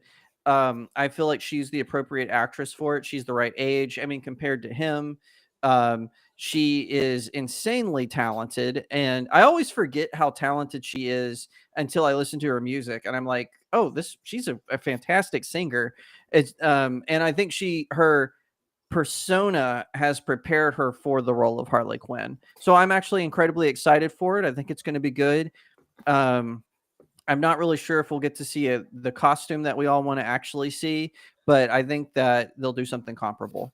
Yeah, I'm really excited for it. There are some elements that I'm like, they are going to be making changes from what I want. This isn't a straight up adaptation of like the Batman the animated series version. So I'm preparing myself like it's not going to be exactly what I want. What I'm excited for with it, if I can explain, is that first of all, this is huge. I don't know if you understand this, Jacob, but it has been 7 years since Joker and Harley have been able to appear on screen together. It's going to be 8 years. Maybe I know more about this because I'm just more of a Harley Quinn fan in general, but it became a huge controversy over their relationship because of the way that it was portrayed in the movie. People didn't care for it. I didn't like the way it was in the movie. And then people kind of misrepresenting it like this was something that DC invented to like romanticize abuse. And I'm like, that's not the point of the original story. So Right. like, and they like have tried everything to just like separate them and everything. So I'm like, now we finally get to a movie where they're allowed to appear together. And I'm like, and that's so important for Harley's character. I'm like, this could be huge.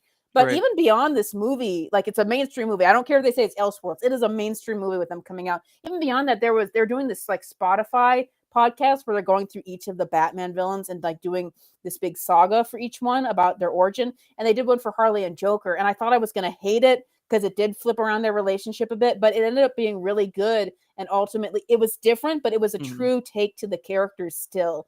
And like I'm seeing that. And then of course there was this thing called Batman Joker Deadly Duo where she was herself again. Like there's just these various things, and Batman Audio Adventures, that's another thing on HBO Max. There's just these various things where I'm like, are we coming to another shift with the character again? I hope we are. So.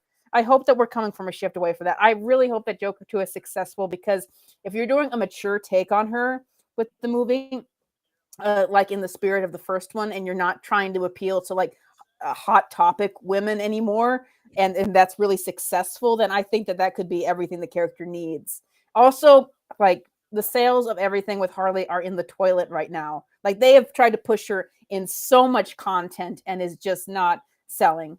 But anyway, I'm sorry we went long on that. Jimmy Kimmel is back. I don't want to hear a word he says. This is a reference to the Banshees of Inisherin, I guess. How many times are they going to reference that movie? Jeez. There are other movies there. Costume design. Elvis, like we already went through that. We already argued about it. Who's presenting? Why are you playing the Pink Panther theme? Paul Dano. He should have won Best Actor. No. This is not how it was supposed to go. Who won? No. I was just quoting Paul Dano's Riddler. Oh.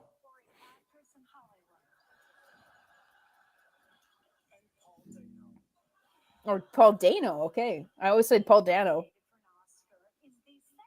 Greatest honor a costume designer can receive. The greatest honor is when an actor accidentally takes their beautifully designed costume home with them. Accidentally. Designs up close, you know exactly why their designers are nominated tonight, and exactly why they might end up hidden in an. I'm not gonna predict this one because the Oscars have been slightly unpredictable, except for Ke Huy Quan. Like Jamie Lee Curtis, I see that. I'm gonna predict Elvis. I'm gonna say Elvis is gonna win.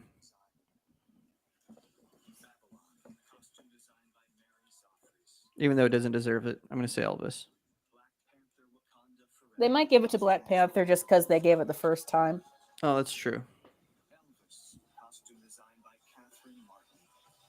We will see. Everything Everywhere All at Once, costume designed by Shirley Kurata. Mrs. Harris Goes to Paris, costume designed by Jenny Bevan. They're gonna give it to Mrs. Harris Goes to Paris for some reason. And the Oscar goes to Black Panther. Ah, Oh, there it goes. That one seems a bit more obvious. Like that, I'm not shocked by that. It wasn't the whale. I'm like, you gave the whale makeup and hairstyling because of a guy wearing a sweaty fat suit. I don't understand it. Of the MCU movies, for sure, I don't think Wakanda Forever should have won. But Eric Weber says, if Elvis doesn't win costume here, we take to the streets. Well, I guess you're taking to the streets then. Thank you to the Academy for recognizing the superhero that is a Black woman. oh Lord. Hey, I think that these speeches so far have been good. Is every woman in this film. This one is the one that's kind of getting to grandstanding. This past week, Mabel Carter became an ancestor. This film prepared me for this moment. Chadwick, please take care of Mom. Ryan Coogler, Nate Moore, thank you both for your vision. Together, we are reshaping how culture is represented. Sadly.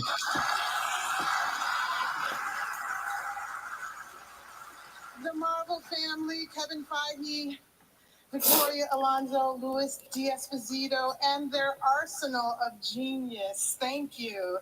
I share this with many dedicated artists whose hands and hearts helped manifest the costumes of Wakanda and Tolakan. Ooh, manifest. This is for my mother. She was 101.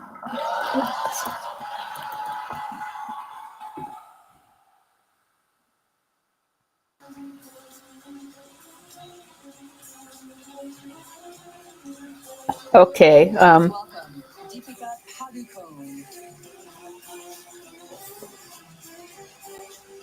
Who's next? An irresistibly catchy chorus, electrifying beats, and killer I think they're going to do Not To now. make this next song a global sensation. I'm going to turn it down because I'm going to get copyrighted. It's impressive choreography. It's pretty good. That scene in the movie is really funny too. I haven't seen RRR yet. Oh my gosh. If you've got 3 hours to spare, watch it. It is pure cinema. I freaking love the movie. I always like it when you know me, I'm such an American. I always like watching movies where Europeans get made fun of, and not to. That's basically what that whole song is like all of these whenever they come on and they start doing the song, it's like they're the two main characters. They're like these buff guys from India's history, and then they're dancing and they're out dancing all of the betas that are at this party that's, for high society and all that. And it made me laugh so hard. Yeah, I didn't see it in context. So when I was watching it, I'm like, this is kind of silly. I didn't know the context that it was meant to be silly, though.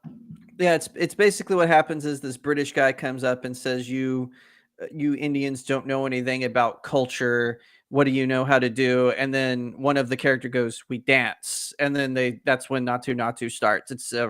It's really funny. Seeing what they do for the performance. I'll turn it up a little bit. I think I should be fine.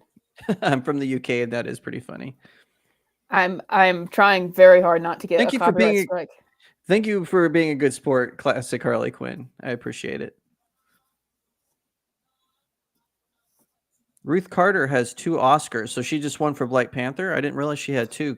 That's Well, congratulatory. she won for the first one as well. That's right. Good for her.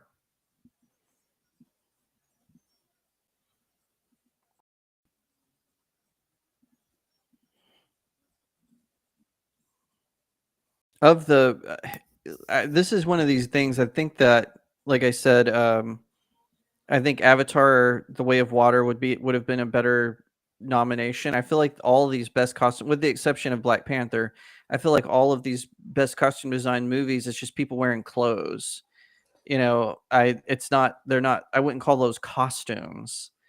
You know, that always annoys me a little bit when people are like, "Oh, weren't the costumes in this Woody Allen film great?" I'm like, "No, they're just wearing clothes. Like no Yeah. one cares." And also, why are you watching Woody Allen films? Yeah. So I'm trying to find like what the Oscars schedule again because I keep losing it.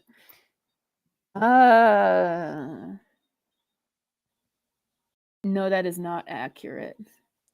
I want the actual Oscars schedule. are you all looking forward to the new Mario movie? Yes, I'm Yes, freaking I am. excited for that movie. That's probably the movie that the first movie of the year that I'm genuinely excited for. Yeah, same. I'm trying to think if there's any other, but I don't think other than like a couple of direct to DVD movies. Like I want to see Batman: The Doom That Came to Gotham, but that's the only other one I can think that I'm like stoked about. Okay, I still All don't his see it. movies are the same. Woody Allen is one of the greatest. All his movies are the same. It's a sad person who's depressed. He meets a girl who's too young for him, and he pervs out. And you know, it's all his movies are the same. It's Yeah. you know, I like I guess he is good with humor sometimes. He's good at conveying humor, but I never got what the big deal about Woody Allen was. He, in my humble opinion, I think all his movies are the same. It's always a sad person, usually a dude. He's got a girlfriend who's 16, even though he's, 105. Mhm. And, it's like him like rediscovering his youth through this. And it just gets old after 5 or 6. Okay. Oh, okay. No, but that's not right. I keep trying to find. Right. I keep trying to find the order of the Oscars. Oh, finally, I found it. Here it is. I'm gonna like it so I don't lose it again. Okay. Okay. We just had costumes. Okay. Next is international feature film. It's gonna be All Quiet on the Western Yeah, Front. I am totally not with if All Quiet on the Western Front doesn't win, it's silly. Yeah, so they're kind of spreading out, I guess. Jim Hilkins, you've never watched an MC movie or a Batman movie if you really think that. But anyway, the best international film, the fact that RRR isn't on this list is appalling. It just goes to show you just how biased they are. It's a movie that they don't want to make, and unless, like I said, All Quiet on the Western Front is the only one on here. No one saw Argentina in 1985. No one saw Close. No one saw EO. Maybe a few people saw The Quiet Girl because Irish films were all the buzz this past year. But I just don't see RRR, how RRR is not on this list. It doesn't make any sense to me.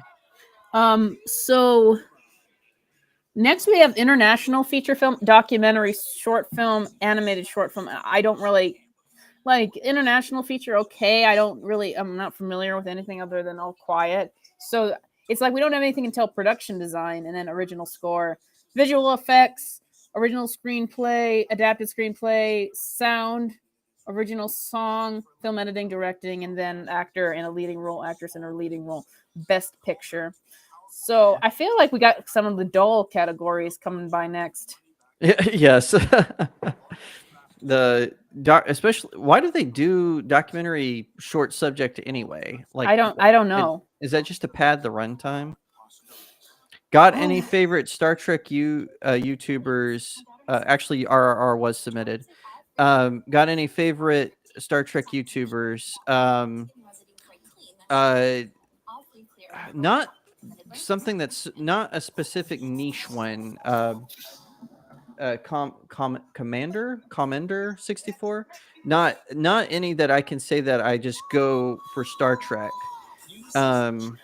Most of the stuff I watch is I just search for lore. Like I'll search Star Trek lore or whatever. But no one who does it so specifically where it's just a Star Trek channel. I watch a Transformers channel that does that, but not Star Trek. And all the Batman ones are crap. I should really start my own Batman channel. So I've very rarely found anyone who does Batman well these days. Yeah. We good? Okay, good. See, folks, it's not just about the actors. Sometimes we like to do jokes for the technical categories. And that was a little something for the audio team. Wait, they've been doing jokes? Yeah, I'm like, every time Jimmy Kimmel, I turn over and I see Jimmy Kimmel, my face kind of falls. But I spoke to the producers, and good news, we've added that hour into the telecast. Please welcome Eva Longoria and the president of the Academy, Janet Yang. Oh, wow. One of the most corrupt people in Hollywood. Yay. I don't know who Janet Yang is. Well, the Academy is one Yeah. of the most, so. Have you been enjoying the show so far? You're such a beautiful That applause doesn't sound that big. Are you enjoying the show so far? Ah, no! extraordinary CEO Bill Kramer and our incredibly dedicated board of governors. You may know us best for the Oscars and celebrating current films each year, but the Academy works year-round to preserve film history. She's wearing a as well as silver trash bag. nurture future generations Oh, so of typical film Oscar artists fare. and talents. We have robust talent development programs, the most extraordinary global. Yeah, no one film gives a crap. collection, Let's and the move this largest along, lady. the Academy Museum of Motion Pictures. No one cares about your museum. We're here to see who won. If you have visited us in This is Los what makes the Angeles, Oscars boring, and another reason why people don't pull in not just the political pandering, also this nonsense. No one gives Yeah. a crap about this. If they're really going to show this, they should go to a commercial break, because your regular audience, they don't care who's on Yeah. the board. They should, but they don't care who's on the board or why they should care about this museum that they're never going to visit. You know. Here at the Academy Museum of Motion Pictures. This is just ads. There you go. It's like they're already running ads, but now they're running ads in the Oscars. Yeah. Absolutely ridiculous. The Oscars, I remember last year they like cut out like best editing and stuff. It's like you should have cut out all the crap in between, not the categories, just all of this random. Yeah, I heard the editors weren't happy about that. They were No, they very were not. mad that they got cut. We bring important film histories to light, from the Jewish immigrants who founded the Hollywood studios to the early innovators of African American cinema. We celebrate global cinema and inspire Man, commercials for the commercials. It's ridiculous. For an close look at the Oscars.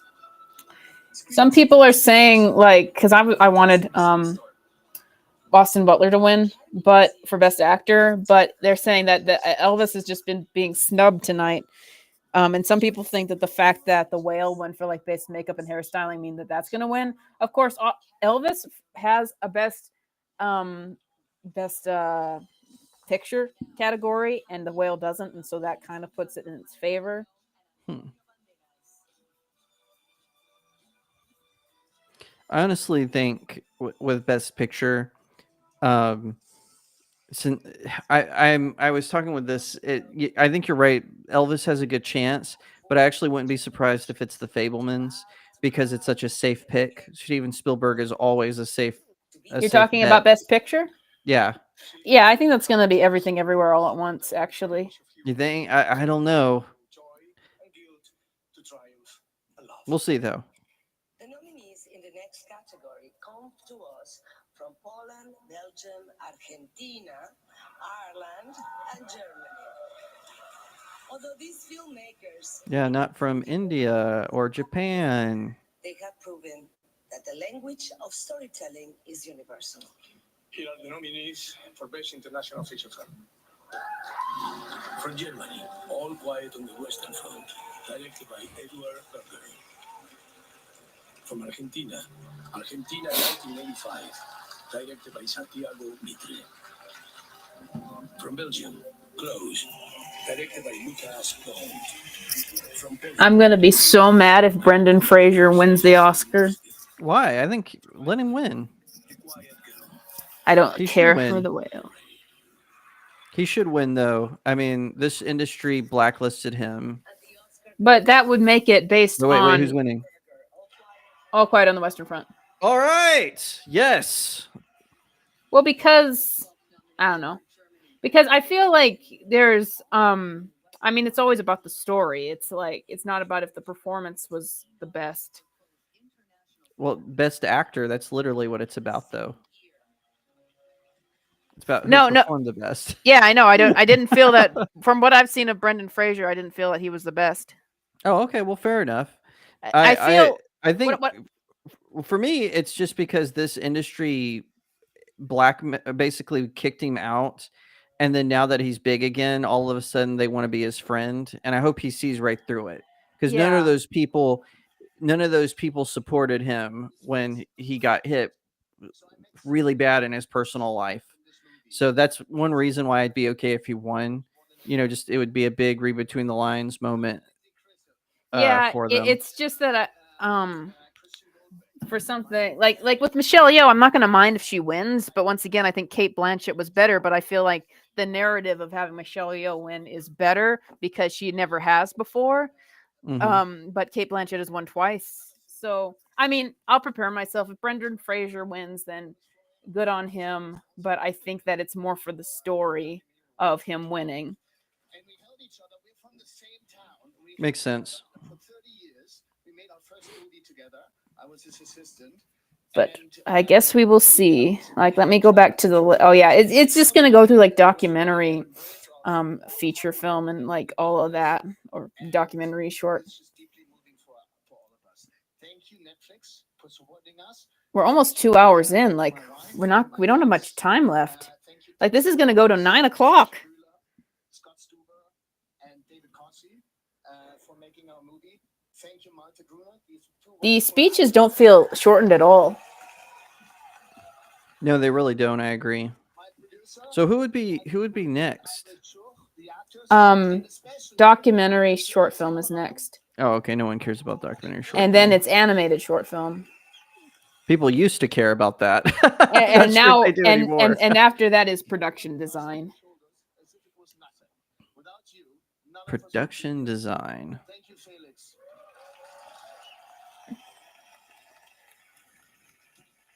Someone says it's harder to play Elvis than sit in a chair in a fat suit. I agree with that.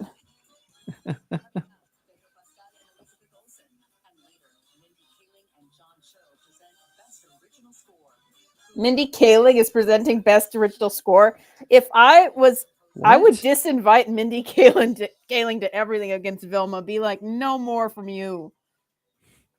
Who do you like for Best Original Score? That one I would go with Babylon. I don't like I haven't seen the movie, but it's the only score this year that I really go back to and listen to. It's a great score. It's like they were trying to mix jazz, like 1920s jazz, with like rock music, so it's really good. Interesting.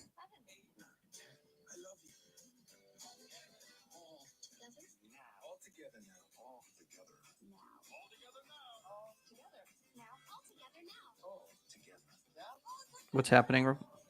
It's just like ads. Of course, it's ads.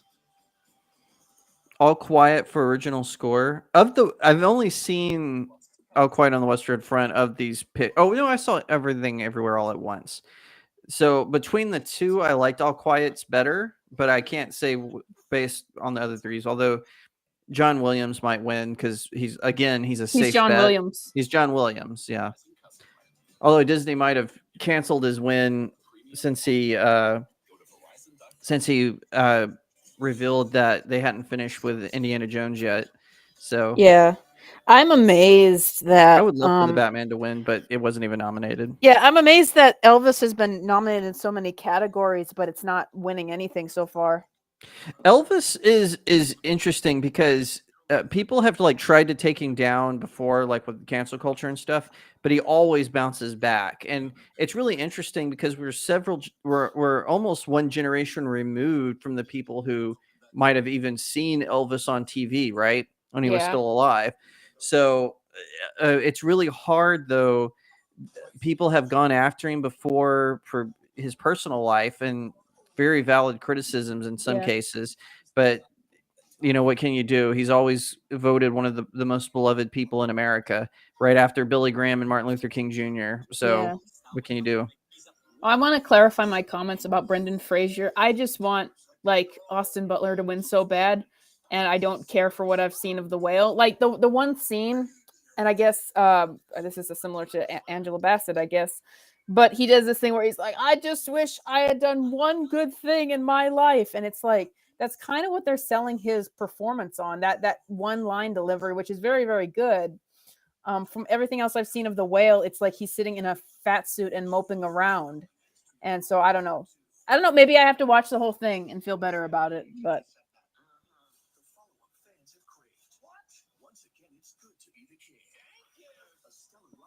I haven't seen The Whale. Like I said, my reasons for voting for Brendan Fraser are strictly personal. okay. But of the best actors ones, to me, again, like Bill Nighy is a great actor, but who saw Living? Yeah. It's it's nothing against them personally. It's just kind of like sometimes I feel like they'll give awards to people just because it's their turn. Yeah, that's what I feel. Which is why Michelle Yeoh is probably going to win. Because Cate Blanchett already has. And I feel like that's the same thing with Jamie Lee Curtis, even though I'm fine with her winning. It was her turn, is what you mean? Yeah. Mm-hmm.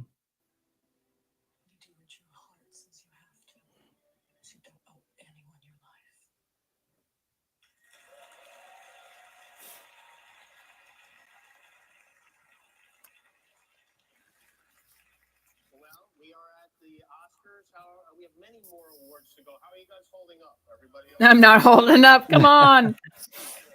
Come on. I put food under your seats. I don't know if you noticed it, but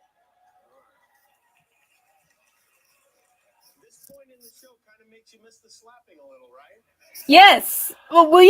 Well, first of all, yes, it's boring, and you know it is. Second, why can we not move on from that slap?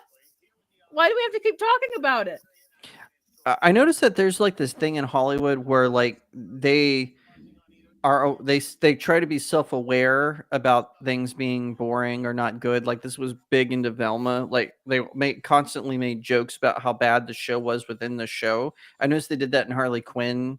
I last watched season 2. I stopped after season 2, but I noticed they were doing that. They were constantly making jokes about how bad the material was, and it's like that doesn't endear me to you. Just because you're aware that I think that this is crap doesn't make me want to watch the crap anymore.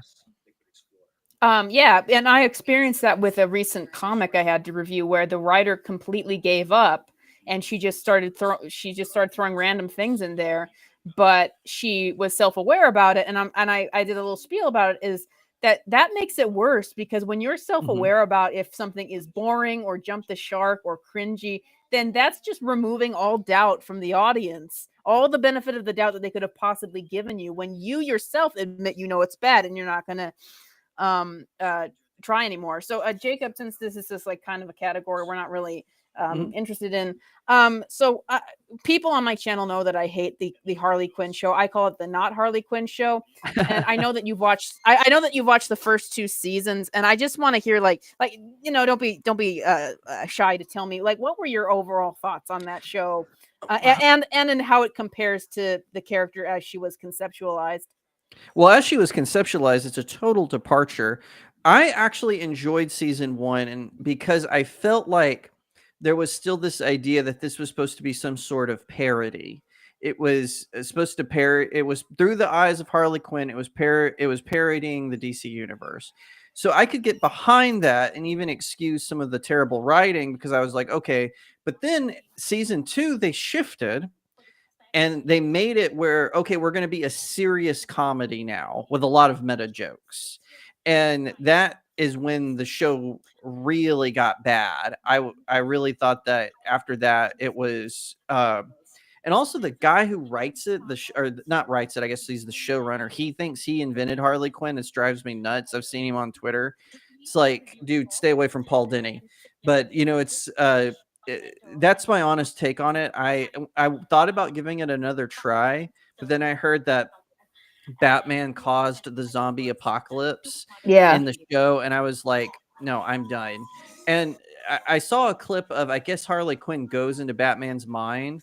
It's like Harley Quinn has no business lecturing Batman on how to fight crime. Yeah. Like, I don't know this new thing. I don't get this new thing in DC Comics, and it's happening in Marvel too, where villains who have been good for 5 minutes now get to lecture the older characters on how they should fight crime. That's the dumbest, stupidest, laziest, and creatively bankrupt stuff I've read. So there's my thoughts about Harley Quinn: lazy, stupid, creatively bankrupt, etc. Season 2 on for sure. Like I said, season 1 I thought was good. It was a good parody. I like that they made fun of Snyder fans in it. But then season 2 on, after the finale with Clayface singing opera, I was just like, I'm done. It's time to get out. Yeah, I disagree with the show as a premise.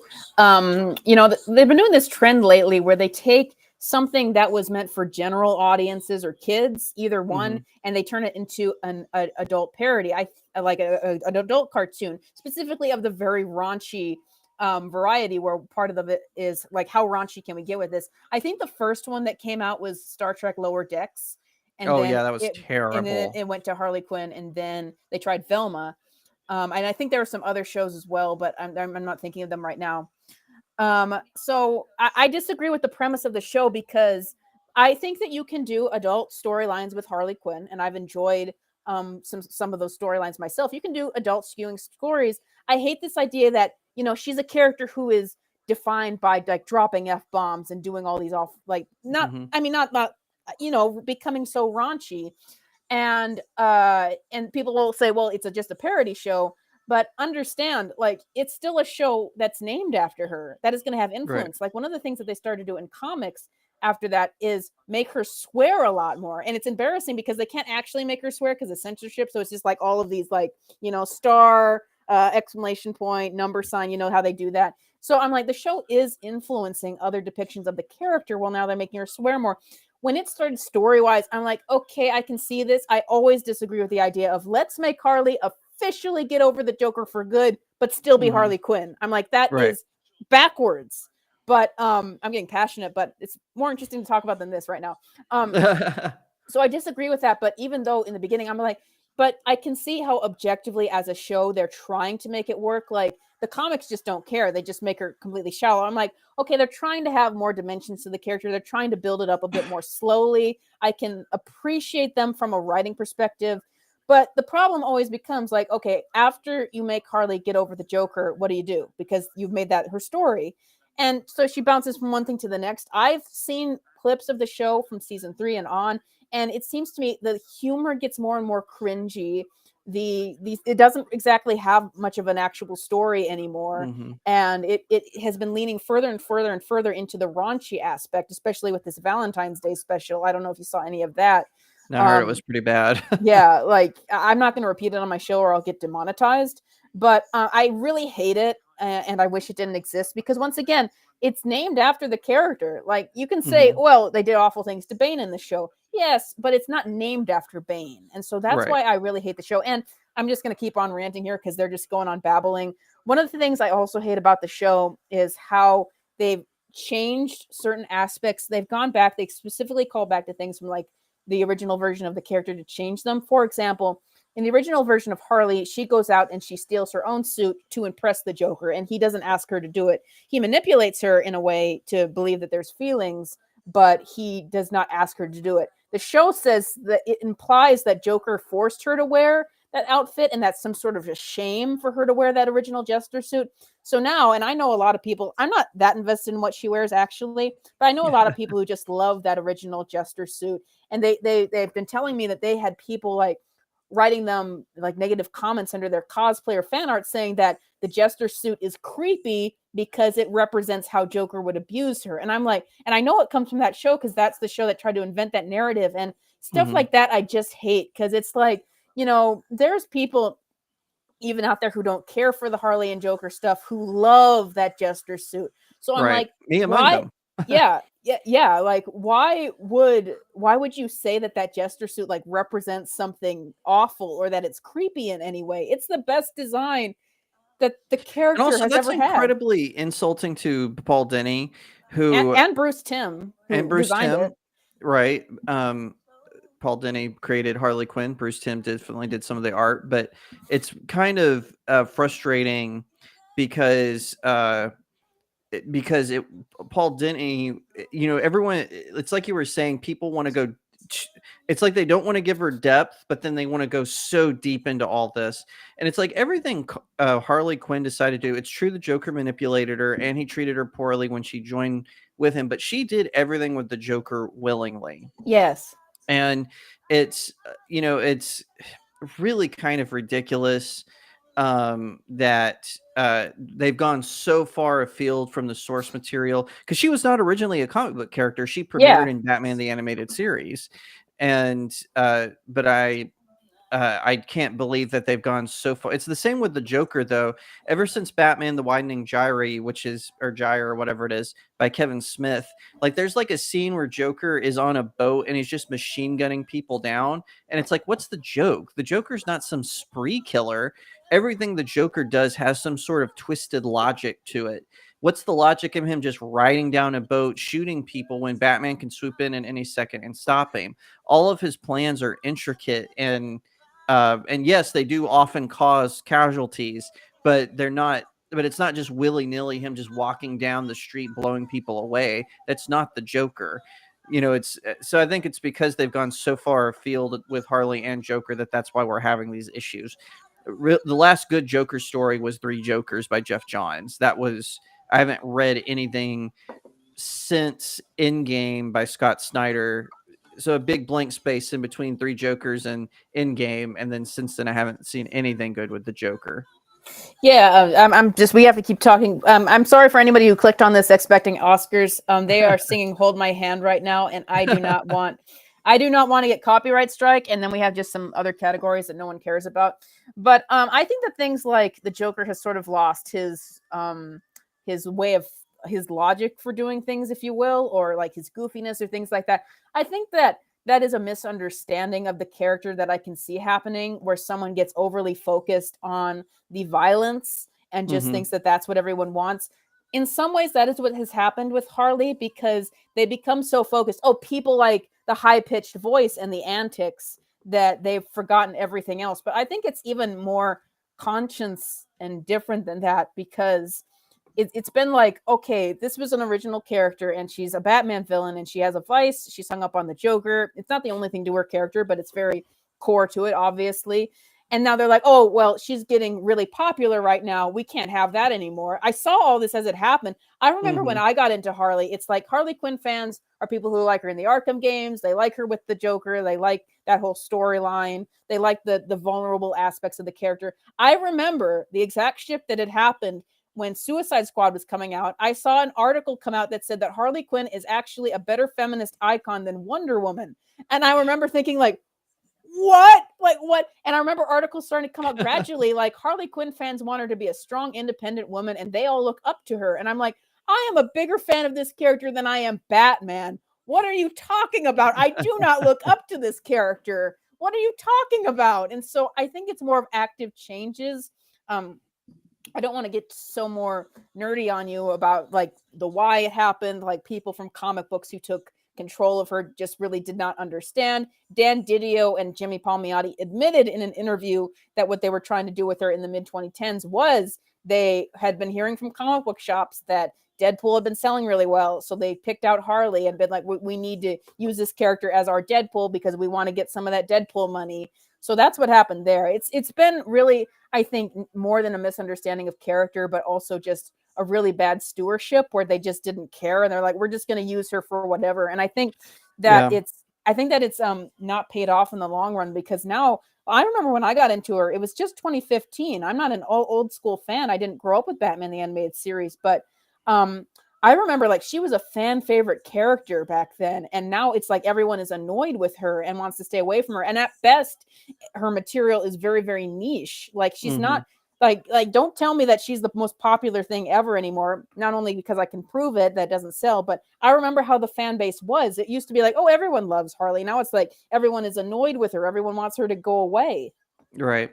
Yeah, and also, we see that in I was thinking that one with the Telltale Batman series, that interpretation of Harley was awful. Of course, the interpretation of Batman, Alfred, Thomas Wayne, Joker, Commissioner Gordon, Amanda Waller, the Riddler, all of those were terrible too in the Telltale series. That was two of the poorest video games ever made based on Batman. And we saw that sort of, and which is a shame too, is they had, if they wanted that Deadpool money, as you so eloquently put, they had characters that they could do that with. So they could, like the Question, they could have easily made the Question more of a Deadpool character. The Creeper would, another good one that was more, that would have made a great Deadpool knockoff. But really, Harley Quinn, you're going to go down that route. And what's so amazing to me is how DC Comics is doubling down on it, and they just refuse to listen. No one wants to hear it. And I like the Gesture suit. It is my favorite Harley Quinn outfit, but I also like her Injustice outfit. I think that one is Yeah, cool. I like her in the Arkham game games one. a lot. Yeah, there you go. But it's but from the other stuff they've been putting out, there's Batman the Brave and the Bold has an episode where Harley Quinn appears and she's literally just wearing a black dress. She's not even in costume. That was a better outfit than some of the other stuff they've been putting out lately. Just, ridiculous how they're making her character. Yeah, it's frustrating because so her comic, the solo comic, with 5 covers that they've been pushing it with, they've been constantly switching out artists and writers and just pushing more and more incentive covers.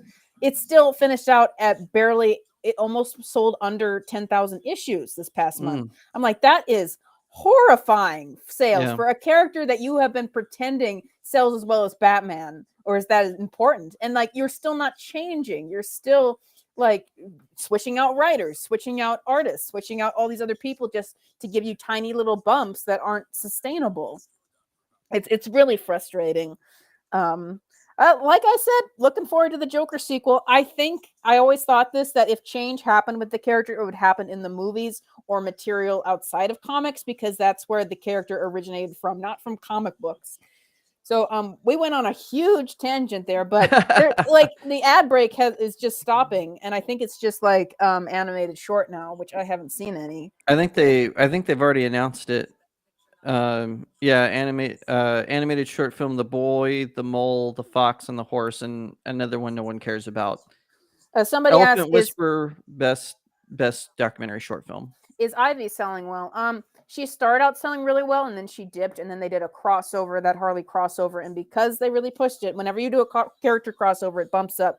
Gave it a bump. I don't expect it's going to be selling well next month, though, so it's not selling as well as they make it out to be. So that for the Ivy book. But Ivy is selling a lot better than Harley right now, which is amazing, because for so long they were like, no, she's as important as the DC trilogy, and it's like you can't even get her to sell in the top 100 comics anymore. Nowhere near that. By the way, Tim Drake, the gay Tim Drake series, fell out of the top 200 of comics. And that series was so deceptive because they were getting really good cover artists for all the issues, and then the artwork on the inside was looked garbage. like it was Play-Doh. I'm telling you. We're at It's production terrible. design. Oh, okay.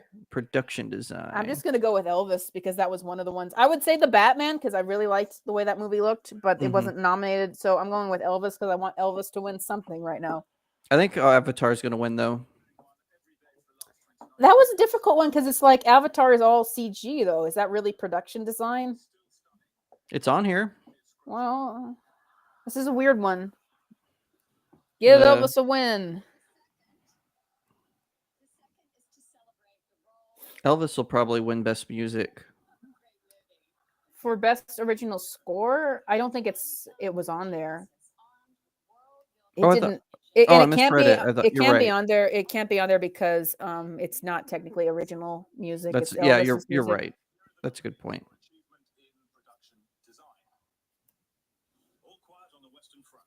This is kind of a wild card with me. I don't know who they're going to pick.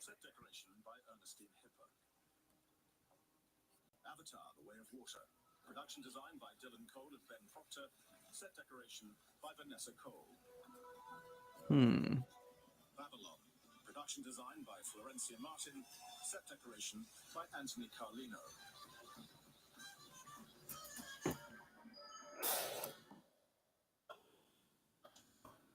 Martin and Karen Murphy.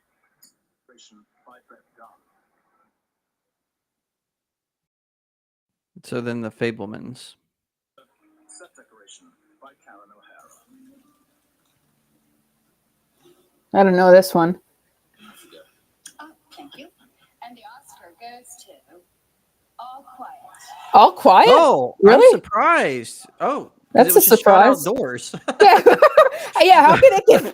How can it cheap production run? We thank you for designing the trees and the dirt that was already there. That's a weird one. Looks like All Quiet may sweep a little bit. They've won a couple of awards, haven't they? Yeah, that's a shocker to me. I don't get that. I don't know. Maybe it's like, I don't know, the caverns or the cabins that they're hiding in. Maybe that's true, and there were some interior shots during the movie as well. But okay, that's interesting. I have to admit, I wasn't expecting that. I honestly thought Avatar had that one clinched. I know Harley Joker Forever. Scott Snyder did not make the Joker worse. You're thinking of Zack Snyder, not Scott Snyder. Zack Snyder. Absolute pleasure. And first of all, I want to give this to my These has just been some kind of shocking nominations. Yeah, there's been a couple of unsuspecting ones.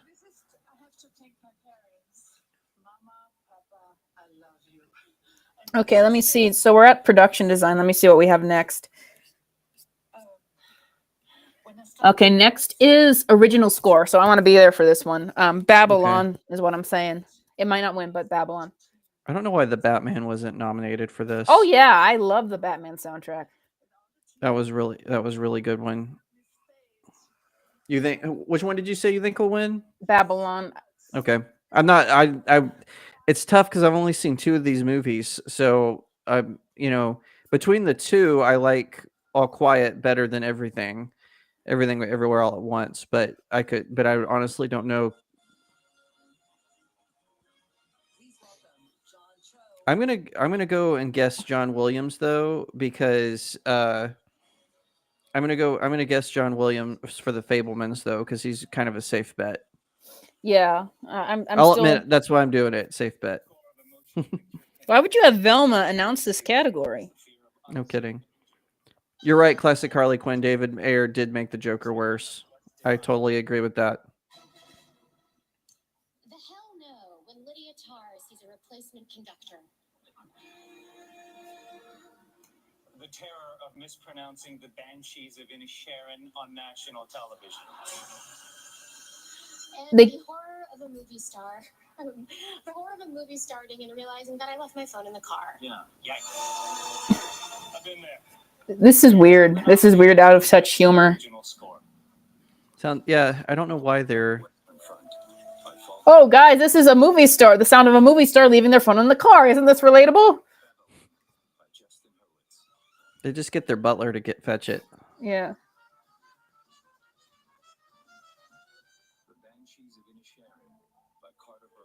The Banshees has been nominated. It's like Elvis. It's been nominated a lot, but it hasn't won anything. Like I said, I think the problem with Elvis is that it's really about the Colonel. I think it would have won more already if it wasn't so obvious. Yeah. Like, really, Tom Hanks should be Best Actor in the Elvis category. He was awful in that movie, though. He was. I agree, but I'm just saying if you're going, actually, what is it? All Quiet on the Western Front. What? It won best score? Yeah. All Quiet is sweeping. Oh man. I have to admit again, I'm surprised, but is this gonna win Best Picture? Wow. I was not expecting it. This is a lot of snubbing for this. Babylon snub for score. I have to admit, I'm a little surprised All Quiet is winning so many awards, considering it's such an anti-war film, and then all Hollywood has been doing is championing war lately. So, very interesting. Oh, I'm really glad that Ke Huy Quan won at this point because he is the only prediction that I've made, except for international, that has really come true. This is like a snub.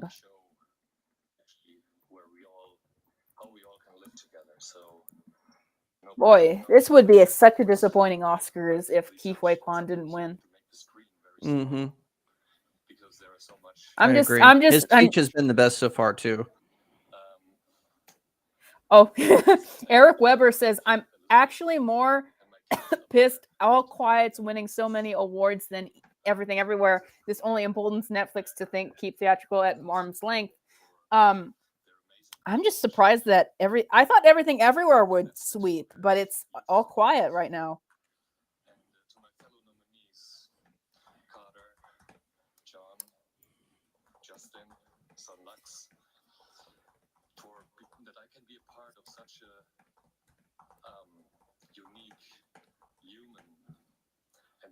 Group of talented composers. That's for me a big gift. Okay, the speech is going on too long. Yeah, this is all going on too long. We're almost at the 3-hour mark.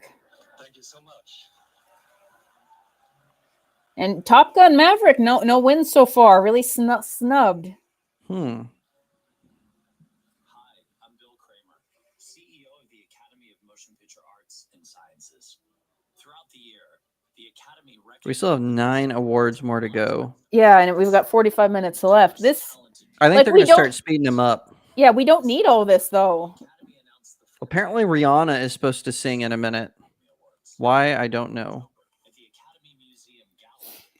So we've got visual effects, original screenplay, adapted screenplay, sound, original song, film editing, directing, actor in a leading role, actress in a leading role, and best picture.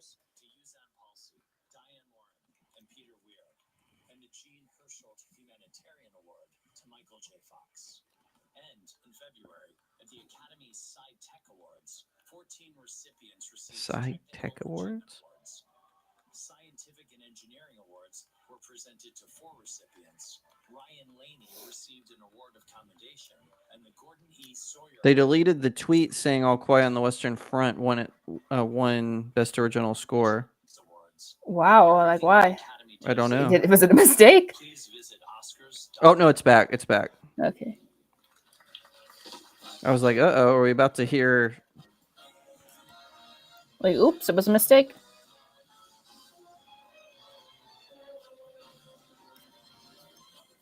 Coming up, Elizabeth Banks with the Oscar for visual effects, plus a performance by Rihanna. Later, Idris Elba, Nicole Kidman, and John Travolta, plus the award for original and adapted screenplays. To hear from the nominated writers, scan the QR code. I remember one year for best original screenplay, it was all adaptions, and I was like, yeah. I think that was 2021. I was like, all of these are based on books or other movies. They're not original. Yeah, this has been crazy. So next is I just lost it. It's visual effects next, Jacob. Oh, I think Avatar's gonna win. Is that the one you would choose? Yeah, no. Which one would you choose? Like what is your own nominee? I would probably pick the Batman. Yeah, I'm gonna go with Top Gun Maverick because I think that if it was gonna win one category for sure, it should be that. But they're going to go with like the CGI again because we don't believe in actual effects anymore. It's all just computers. Well, it is visual effects, so I can kind of see. One of the reasons I'm going with the Batman is because of how atmospheric it is. It's got some really great scenes in the editing bay that were really well done. I have a feeling Top Gun Maverick is going to win best film editing. Yeah, I voted for that for best editing. That's what I think. Again, if I could wager an opinion. Which Top Gun Maverick was my favorite movie of last year, and the fact that it's snubbed so much tells me the Academy does not know what it's talking about. Yeah, duh. I've been saying that for years. I mean, it obviously doesn't. I'm curious how few people are going to watch this show. I know. I'm curious about that too. What is the ratings? It's funny because this for it? year it's kind of like all the cringe has just been par for the course, but there's been nothing like to write home about. It's like Mhm. you'll know the little jabs here and there about the Will Smith slap and we didn't nominate enough diverse actors, and which is a really weird thing to make fun of themselves for. It's because it's Right. like you didn't nominate Exactly. enough diverse You didn't. actors, and now you're like making fun of yourself for not and being like, we need to do better, but we're not, we didn't. And it's like, it's just so weird, but it's like, this is what we've already seen from the Oscars. And so it's just kind of dull. Like nothing exciting has happened. Yeah, a few people are agreeing with us in your chat. Classic Harley Quinn, The Batman, or Top Gun better win. Otherwise, everyone is getting a dose of laughing gas.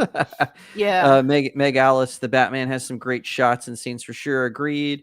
Jim Hilkins, I have Top Gun Maverick for sound and editing. Oh, sound! I That would actually be have the curious. Batman for sound. I could see both of those. I could see Elvis for sound as well. I can't remember. Did it get? Yeah, Elvis did get nominated. Okay. See, now, best sound, with the exception of Avatar: The Way of Water, I get all of these nominations. So it's All Quiet on the Western Front, The Batman, Elvis, Top Gun Maverick, and then Avatar. But wow, ocean sounds, that's impressive. But I could see any of these movies. I can understand why they got their nominations. I could Yeah. see Top Gun winning. Did Jimmy Kimmel get slapped yet? No, they've done 2 slapping jokes, but as far as if my count is correct, but no actual slapping. We've got so you said best film editing is next? No, it's VFX. Oh, that's right, VFX. So let me go back to the list. It's VFX next, and after that, original screenplay, adapted screenplay, sound, song, editing, directing, actor in a leading role, actress in a leading role, best picture. So I'm going to make a prediction right now that Spielberg is going to win best directing, or maybe not, because All Quiet on the Western Front has been winning everything, and it's been didn't so win. strange. He's not nominated for best director though. He's not? Yeah, the guy for All Quiet is not nominated. Okay, then it might go to Spielberg. I wrote on my like who I want to win. I wrote the Daniels for Everything Everywhere. I put as a secondary choice Todd Field for Tar. But like Spielberg's like safe, as you said. These have been very unpredictable though. But I'm gonna go with the Daniels. The Daniels. Yeah, as my pick. I'm not sure because for best director, the only thing I saw was Everything Everywhere All at Once. Like, I hear Banshees, The Fableman, Tar, Triangle of Sadness. They all are good, but I'm just not, they didn't attract my attention. I tend to want to watch movies. This isn't always the case, but this is one of my big complaints about the Oscars is, did anyone actually see these movies outside of niche cinephiles? Yeah. That's always been kind of a rub with me when it comes to the Academy. Yeah. What song are they playing? I don't know, but oh yeah, they're playing like a VFX montage. Oh, okay. Yeah, I think it's gonna. I think the Batman should win, but I think Avatar is gonna win. I think it's gonna be Avatar, but I'm still rooting for Top Gun. And Elizabeth Banks almost fell over her dress, and that was kind of funny. That was the most eventful thing that's happened all night. Why is there a guy in a bear outfit here? I recently directed the film Cocaine Bear. Oh! Christian Toto tweeted, he said there's going to be a reference to Cocaine Bear somewhere in there. And there it is. I'm like, what is with this bear? That's hilarious. Okay, what are you doing? Stop it. Stop. Put your paw down. Why are you trying to score right now? You need to wait till the after party like everybody else. The Coke is not real. It's visual effects, right? It's all The Coke is not real. It's visual effects. Thank you, doctor. The Na'vi are not real. It's visual effects. Avatar's visual effects. Is this All Quiet on the Western Front? Okay, that's visual effects. It was a real war, but real visual effects. We get it. Batman flying around is not real. Tom Cruise flying around is real. Yes, thank you. Give it to Tom Cruise. That was good. That was a good one. I'll give him that one. Wakanda is totally real. Nah. Sorry, my voice. Visual effects can enhance any story and are an incredible tool for filmmakers like me. And without visual effects, Cocaine Bear would have been some actor in a bear suit, probably on cocaine. I would have watched that more than CGI bear. Here are the Same. nominees for achievement in visual effects. Get Out. All Quiet on the Western Front. Frank Petzel. If it's all quiet again, I'll be so mad. Yeah, if it's all quiet, it's pretty much been decided it's going to win Best Picture. Yeah, if that after it wins a certain amount. I remember right? everyone was like, it's going to be Top Gun. It's going to be Everything Everywhere. It's going to be Tar. It's going to be Banshees. Like, no one predicted Everything Everywhere. I kind of predicted Top Gun wasn't going to win that many awards because they never go with what the audience likes. It's always some stuffy pick that they end. Now that's not always true. I'm speaking very generally. Obviously, Coda, the Artist, films like that are, certainly deserve to win. Oh, it's Avatar. Okay. I knew it. Called it. That was obvious. That was obvious. I feel bad for Maverick. Called it. I knew they were going to give it to the Ferngully remake. That's an obvious one.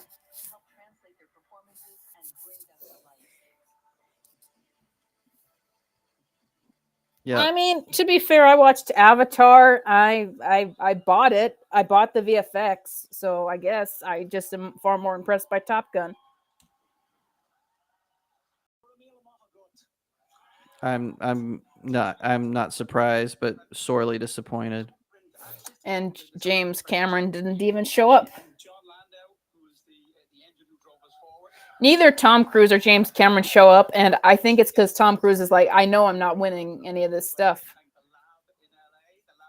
Yeah. Weather effects. 2,000 strong in some ways.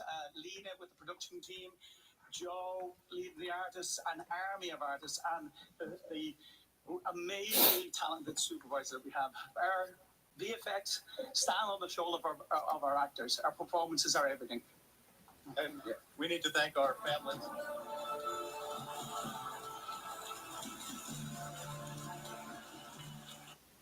Finally, they like shortened the speech. Like, they haven't been doing that the entire show. This is still supposed to only go for 3 hours. Yeah, I have a feeling they're going to cut some stuff. The visual effects after party is at CGI Fridays. It's not funny, Jimmy. That was not funny at all. Wow. All right, now we're going to do something I don't think has ever been done at the Oscars. While we reset the stage for a very special performance, we invited viewers watching from all over to send questions for the stars. And now I'm going to ask some of the stars some of the questions that the viewers sent in, starting with Malala, who is here. Malala, welcome. Why is Malala there? I don't know who you are. Congratulations on your movie. This question is from Joanne Nicolaitis from Brooklyn, New York. She asks, your work on human rights and education for women and children is an inspiration. As the youngest Nobel Prize winner in history, I was wondering, do you think Harry Styles spit on Chris Pine? Oh my gosh, yes. I only talk about peace. You know what? That's why you're Malala and nobody else is. Oh yeah, that's $400 million bought that award. You're right. That's a planted question, by the way. Oh yeah, easily. These are all plants. Haven't seen Joey in years. Well, Joey would like to ask you. He said, Colin, I loved your performance in the Banshees of Inisherin. My question is, what were you saying in the movie? That is kind of funny. Their accents were so thick in Banshees, and they used a lot of old Irish, and so it was very hard to understand. And sometimes.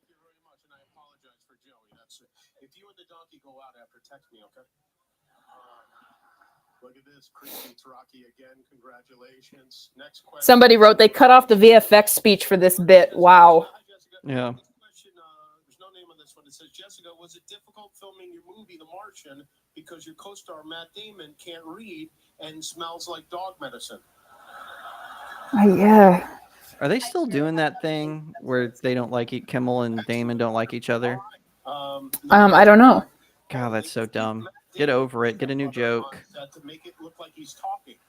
That's Cocaine Bear. Leave Malala alone. Come. All right, we got to get this guy out of Ha ha ha! Cocaine Bear. Ha ha ha ha ha ha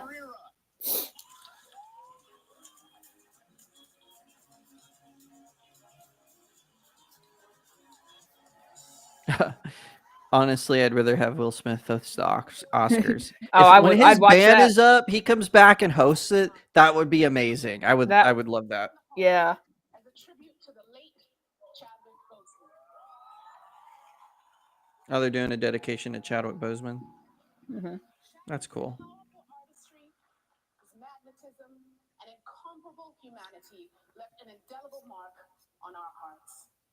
Chadwick embodied the Wakandan King T'Challa, the one chosen to uplift, to protect, to keep us safe.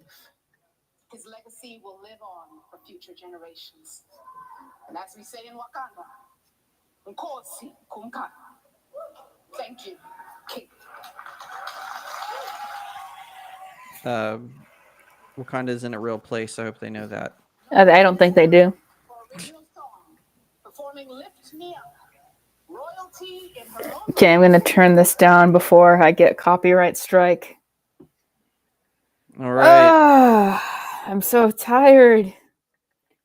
This is taking a while. I thought, they have 30 minutes to wrap this up. Are they just going to just go to a commercial break, do all the other smaller ones that no one cares about, and then bring it in? Although now we're to the ones that people would care about. Yeah, it's the screenplay awards, sound, song, editing, directing, and then all the last stuff. Wow, you just don't, and this song's going to last like 2 or 3 minutes, so it's like they don't have a lot of time left. Dang. I think they'll go over either that or during the next commercial break they're going to burn through a bunch of them and just announce them on their Twitter. Yeah. But this is supposed to be like the big categories here. So what are we next? Are we at like best original screenplay? I don't know what's next. Let me see. We are at original screenplay. Okay, Jacob, which movie that you've seen do you think, or of the nominees that you've seen, do you think had the best script? Well, I've only seen Everything Everywhere All at Once of the nominations. Well, I think that I actually went with that for best original screenplay. So just also based on, because I have seen the trailers to all the other films, at least it does seem like it's the most original story. Yeah, Banshees is very well written. Tar is very well written. I'm going to go with Everything Everywhere, though. It would be interesting if Banshees won, though. And then let's just knock these two out. And then there's adapted screenplay. I don't think that you've seen any, like, adapted would be Top Gun Maverick technically qualifies for adapted screenplay because apparently sequels count as adapted screenplay. I didn't know that. Oh, that's why Glass Onion is on here. Yeah, so I went with Everything Everywhere for original screenplay and Top Gun Maverick for adapted screenplay. They say Top Gun Maverick. Yeah, they say Women Talking probably will win adapted, though, because it's based off of a book. It's supposed to be very good. I did not want to watch the movie, though. Yeah, same. Again, I think, but why isn't Batman on best adapted screenplay? I don't know. Like, it's based on a character and who is a fictional literary character, and he should be on here. I mean, Glass Onion, really? The Clue knockoff that Rian Johnson produces? Come on. Okay, we're up just original screenplay. I thought Everything Everywhere would sweep, but it's not. I think they'll win this one. Yeah, let's see. Or maybe it'll be is All Quiet on the Western Front nominated for original screenplay, or it's not. It's adapted screenplay because it's a remake. Mm-hmm. Well, it's also based on a novel. Oh, now we have an ad break. Like, this is going long. This is. But yeah, between best original screenplay, I think Everything Everywhere All at Once wins. Best adapted, I think Top Gun Maverick wins. Yeah, I those would be my votes. I think that adapted's going to be something like Women Talking or something like that. Yeah, realistically, I think you're right. I'm surprised the other one. What was the She Said? I'm surprised that Yeah, one that didn't win isn't on anything. here. I hear it's terrible though. I heard the So opposite. oh really? See, I heard it was boring, and they made the two main characters who do all the stuff. I heard they make them real shrill and annoying, so you're not rooting for them to do the thing that they're up to. So Yeah, I haven't seen it, so I wouldn't know. But it hasn't been nominated for anything. that really, I have to admit, I thought that one was going to come in and it was going to win a ton. Not necessarily best picture, but I thought they would give it a little pat on the head here and there. Yeah.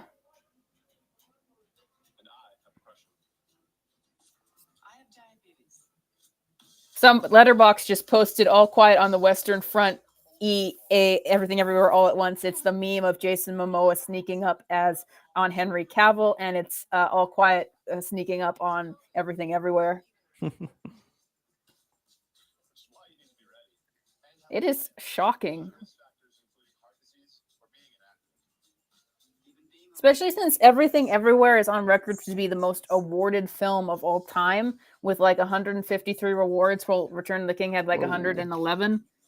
Dang. That's nuts. So that's why it's kind of surprising. And why? Okay, I've been seeing Disney commercials and COVID commercials.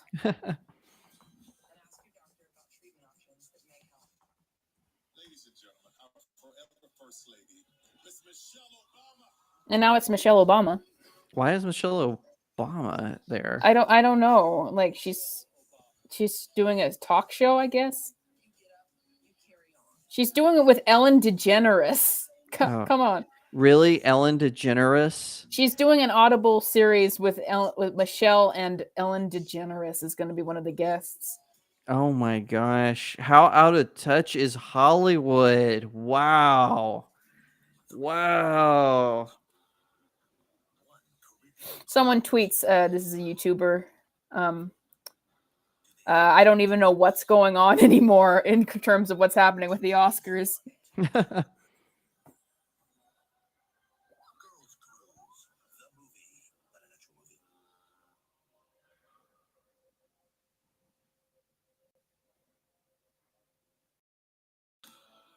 Special Agent Will Trent, JWB investigation. 37 million viewers have made Will Trash the network TV. Just ads. That's so crazy to me. That they know that they're running out of time, so I guess they're going to force the poor winners to shorten their speeches, even though they should have their time. Or they might like what's coming up next is American Idol, which is just weird. I don't know if they're gonna go long.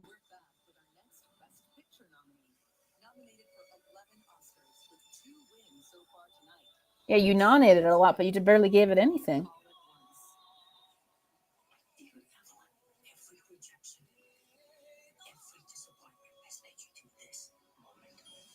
Best original screenplay.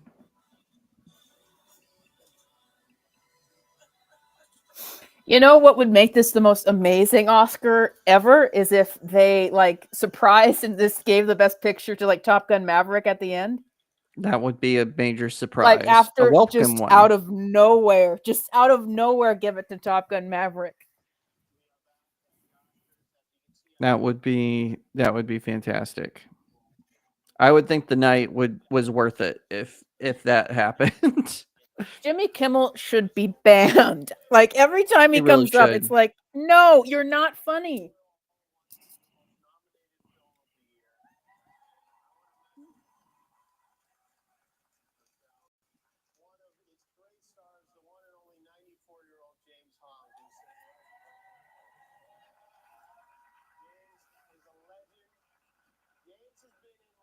650 movies and TV shows. He didn't even start acting professionally until he was 25 years old. Before that, he was a civil engineer who helped design the road system here in Los Angeles. And James, allow me to say you were one of our great living actors. Okay, why do we? And one of our worst civil engineers. Okay, why is this happening? I don't know why, because you have 23 minutes left, guys. You have all these like let me see. Let me go back here. You have 2, 4, 6, 8, 9. Are you? Let me. Yeah, they have 9 awards left to give out. 1, 2, 3, 4, 5, 6, 7, 8, 9. Dang. Come on, guys. Yeah, I think it's going over. Hi, Spider-Man. Hi, Spider-Man. I always forget that Andrew Garfield is British.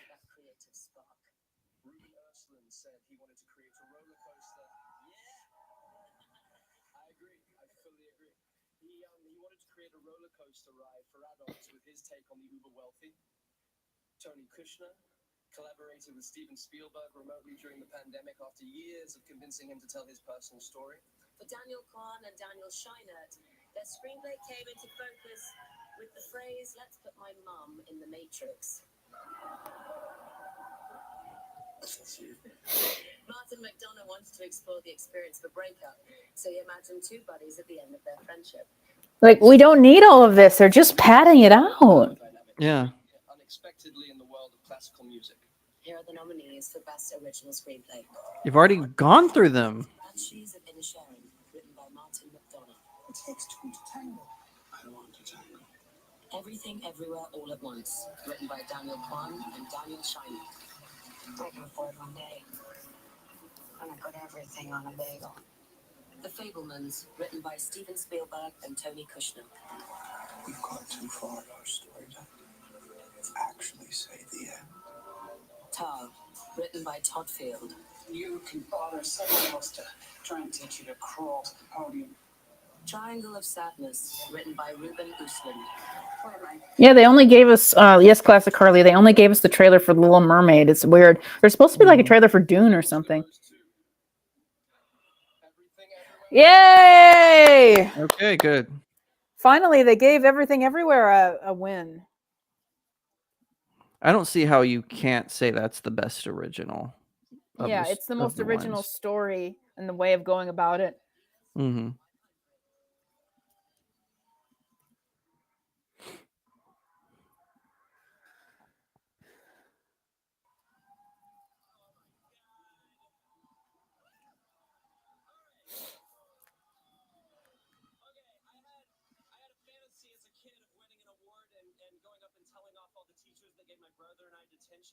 So here goes. I'm just kidding. These are teachers that changed my life. Most of them public school teachers. Miss Dumar, Mr. Toole. Oh, here we go. Mr. Chambers, Madame George, Miss NFL Kid. She's been here. Totochi, Joan Darling, and Edith Hallman. You guys educated me. You inspired me. And you taught me to be less of a butthead. Your turn. All right, my fast skill. I never thought of myself as a screenwriter or a storyteller. I never thought I was good enough. I have self-esteem problems. I have to thank all the people. Yes.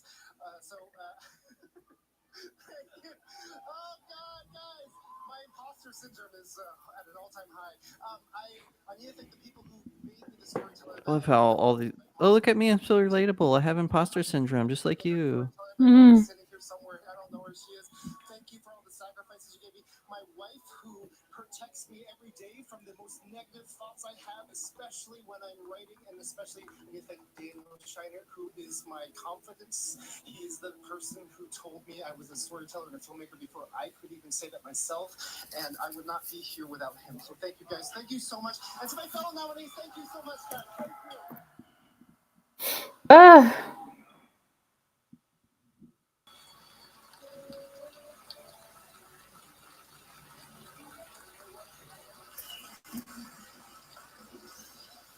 And now, Well, the brilliant screenwriters who applied their points. I mean, I'm glad it won. Not the best speech. A German war novel, a puzzle whodunit, and even a Japanese film based on a novella by Leo Tolstoy. Here are the nominees for Best Adapted Screenplay. All Quiet on the Western Front. Screenplay Okay. by Berger, Leslie Patterson, and Ian Stoffel, based on the novel by Eric Maria Remarque. Glass Onion, a Knives Out mystery, written by Ryan Johnson, based on characters created by Ryan Johnson. Living, written by Kazuo Ishiguro, based on the film Ikiru, written by Akira Kurosawa, Shinobu Hashimoto, and Hideo Ogoni. Top Gun Maverick, screenplay by Aaron Kruger and Eric. Wow, listen to that cheer. Yeah, they cheered at Top Gun Maverick. Even everyone in the room loves Top Gun Maverick. Come on, that was the actual movie.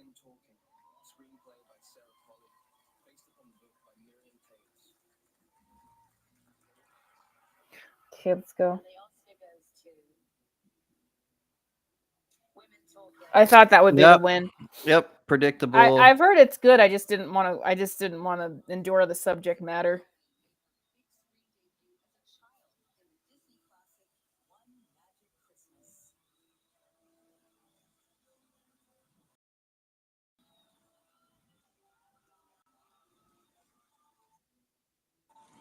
Okay, so they went through those 2 awards pretty quickly. I wonder how fast they're going to go through the others. Yeah, we got 7 left in 17 minutes. First of all, I just want to thank the Academy for not being mortally offended by the words women and talking but so close together like that. Come on. Come on. Miriam Toews wrote an essential novel about a radical act of democracy in which people who don't agree on every single issue manage to sit together in a room and carve out a way forward together, free of violence. Like Thelma and Louise won in 1990. It's like it's nothing new for female writers to take on screenplay. Mm-hmm. Your story will be different from ours. It's a promise, a commitment. Yeah, it's this whole thing with with millennials and Gen Z. They think they invented everything. It's really annoying. I can say that as a millennial. Thank you to the best man I've ever known, David Sandemersky, for giving me the optimism to believe we can and will do better. See, this is like Ke Huy Quan made the speech you should make, and now these people are making it like more and more pretentious. Mm-hmm. Some of whom are here tonight, please stand up if you're there or if you're in the nosebleeds. And everybody at home who worked on this film. I accept this on all of our behalf. Thank you. Thank you. Wow. Was she expecting them not to be there? Yeah.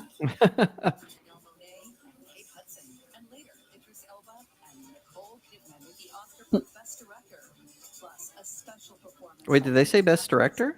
The next is film editing and directing. I think this is going to go over. Mm-hmm. Why are they playing Pirates of the Caribbean? Don't know. Yeah, and then more ads. What would you say in your speech? Give her a break. She's done pretty well. Okay. I'm glad you liked the speech. I think that they were dumb. So far, Kwan's was the best. Yeah. I think all the others have been boring. My problem my is opinion. when she comes up and is like, "You asked for change. You asked for this. We're reinventing the wheel sort of thing, as if women haven't won best original screenplay and adapted screenplay before, as if you hadn't had nominations and wins for those kind of movies before." Yeah, it's everyone's pretending like this is the first time these things have happened. How many times are we going to celebrate the same thing happening? Yeah, they always do that. It's always the first. Like, I think it's really weird that I kept seeing this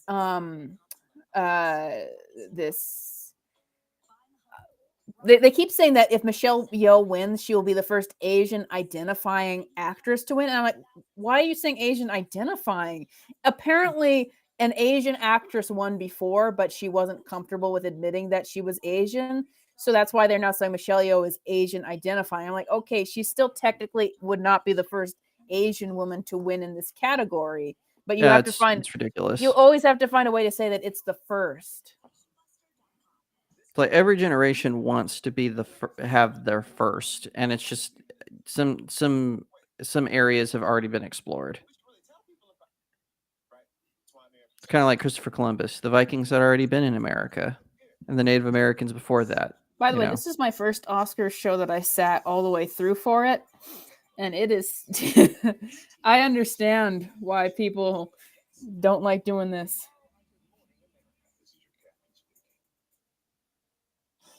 They've been using, that is what's so frustrating. They've been using Top Gun Maverick so much to advertise the Oscars.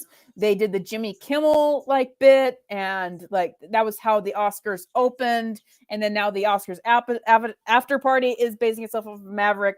And that is the movie that everyone liked. And they haven't awarded anything, even visual effects, cinematography, nothing.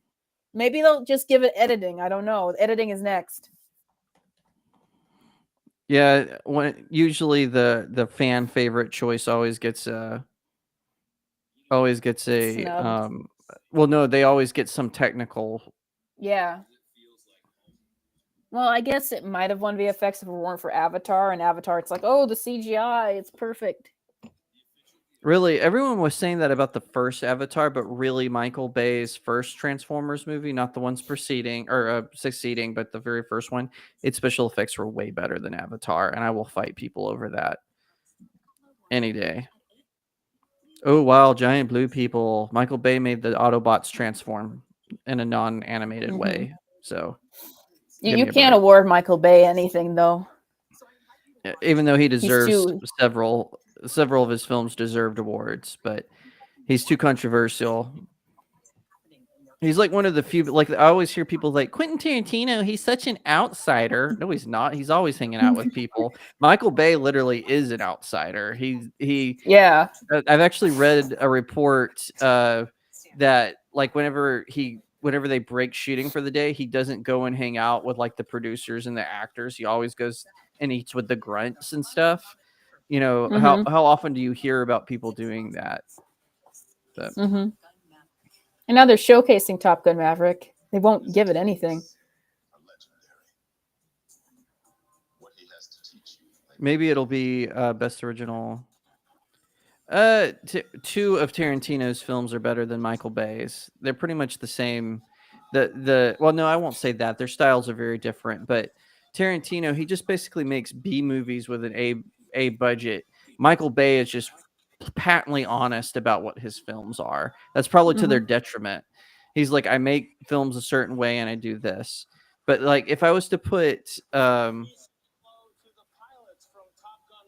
no, he didn't do that. But if I was to put, say, if I was to compare Bay and Tarantino, I like Bay's style more than Tarantino, but that's a preference issue. You know, I'll admit that. But Tarantino's movies, they're just B movies with A budgets. And then people are like, oh, he's so unique. And I'm like, oh, wow, he made a movie where the timeline's out of order and has different characters. Wow, I haven't seen that done before. It's like, you know, I know Pulp Fiction is like this holy grail for some reason. It's not even his best movie. They have like the Top Gun Maverick people just sitting up on the shelf. I don't understand. Oh, that's funny. Maybe it will win something. I mean, we'll see. Pat on the head. I mean, Tom Cruise wouldn't even show up. Like he knows what it's all about. Sound. Well, I said. Also, you know, his leader's on the run, so he probably shouldn't be showing his face. As much. Yeah, I said the Batman for this. I don't even know if it's nominated though, but we'll see. Best sound? Yeah. Yeah, the Batman is nominated. Okay, the Batman is what I'm going with. Give the Batman something, or Top Gun Maverick. That's right, Kate. And someone also has to make F-18 sound kind of F-18ish, right? Totally. And who decides what? Okay, just tell us what the nominees are. Let's go. I just found out. These amazing artists. Oh my gosh. Here are the nominees for achievement in sound. All Quiet on the Western Front. Okay. If they give All Quiet, that's been sweeping. A lot of technical awards. We'll see if it holds up when we get to the higher form ones, quote quote. Well, it didn't win either screenplay ones. That's true. Give me the Batman.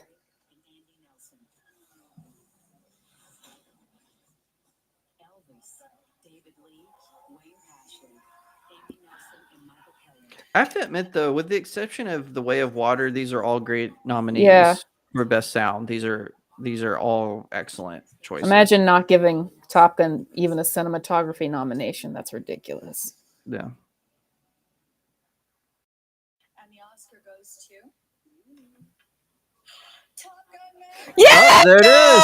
All right, finally, first yes. award of the night. I was First like award. right before then, I was like just dead. I was just like, I don't even know who they're gonna say anymore. Like, what am I gonna do? Finally, Top Gun Maverick. I said the Batman, but that or Top Gun, I'm fine. Good. Give Top Yeah, I Gun. feel the same way. I would have preferred if the Batman won, but Top Gun Maverick is a good choice. Yeah, that's a like. I'm Maybe just that's happy. a good sign. Who knows? Finally, Maverick. I hope it gets editing as well. I voted for it for editing. You keep saying you voted. Do you mean like you in your own personal Yeah, writing? I made a log. For, Ah, who I okay, voted there it is. for. I was like, did you actually vote in this? It's No, like, hey. yes, it is. It is a little known fact. I am actually a member of the Academy. That's great. Well, now they can put on their DVD box sets. Academy Oscar, Award winner. The Academy. salary artists who share this award with us. Excalibur Sound, Bjorn, Chris, Gary, and Twickenham and Soundbite Studios in London. Thank you to our families, Mom, Dad, Julie, Adam, Aiden, Zach, and Raquel. Finally, Top Gun. Okay, we're finally. I hope there's not a commercial break. We're so close, and there's supposed to be 6 minutes left. We're going over though.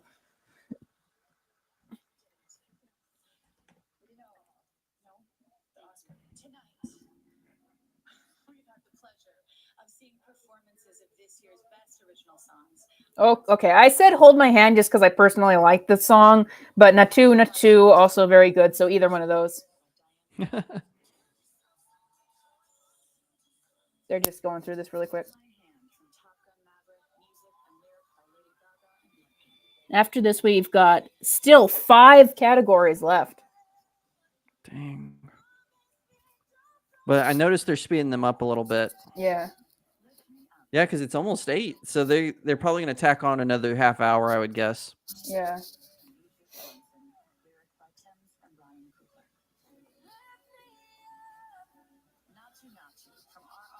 It's going to be Natu. Yeah, it's got to be.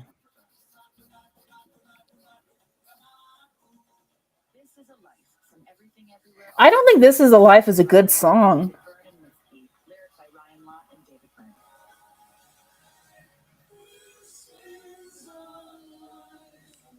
I mean, it's okay. Mhm. Not crazy about it. Oh. Natu one. That was obvious. Should have been foreign film. So we've got editing, directing. Yeah, they're knocking them out a lot faster now.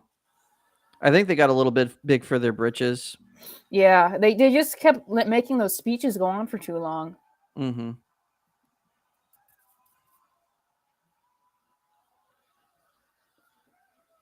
Thank you, Academy. I grew up listening to the Carpenters. And now here I am with Grew up listening to the Carpenters. there was only one wish on my mind. I apologize, but we don't need all this. Mm-hmm. Like, I understand it's their moment, but Has to win, pride of every Indian, and must put me on the top of the world. As Harley X Joker says, didn't Michael Bay make Megan Fox watch his car? No, that did not happen. Harley Joker forever. She washed a car on the set of the movie. Yeah, I think it's so funny. She threw hissy fits about him, so much so that she left Transformers 3. But then when he produced the Ninja Turtles, there she was. Mm-hmm. Megan Fox is a weird individual. Yeah, she manifested Machine Gun Kelly. Jim Hilkins, what kind of speech you want? I mean, he's doing his thing. Yeah, we're just concerned because they let so many people go for so long in the beginning, and now it's like everything has to rush through, and it's like now there's not much time left anymore. Oh no, my criticisms are the speeches are boring and I hate them, and they need to cut them down. That's my criticism of them. Jacob will be as blunt as he possibly can. I'm like the good cop, and he's the bad cop.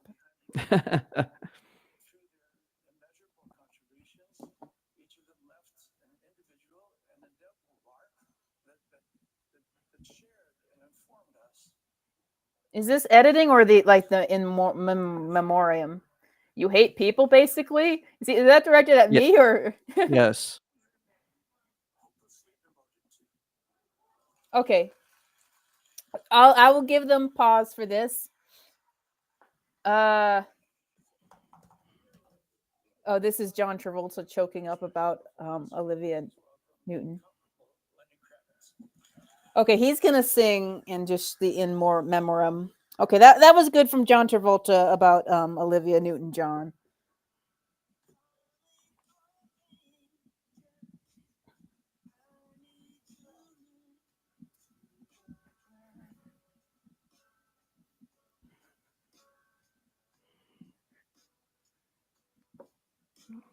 So, would you say film editing is next? Yeah. This is weird because he's singing for the memorial for all the actors who have passed. Okay, now they're showing them. Olivia Newton-John. John Cordy. May Roth. Louis Fletcher. Yes.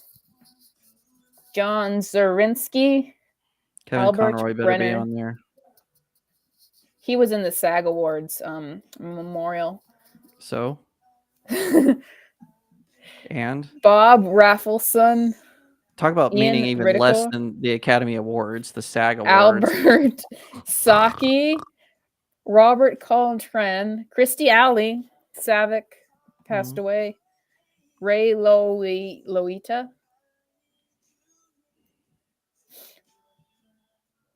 Ray Liotta. Yeah, brilliant actor. I don't recognize some of these names.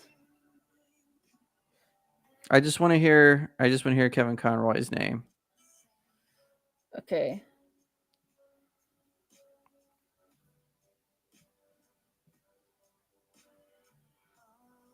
Irene Cara, unfamiliar.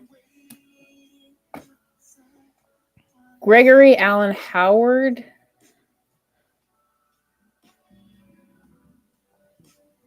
I don't recognize a lot of these names. Robert Dalva. Nichelle Nichols. Actress. That was sad. Douglas McGrath. Julia Reichert. I don't know if they're going to respect animated television performances, voice acting. I don't know if the Academy has ever respected voice acting. Oh, no.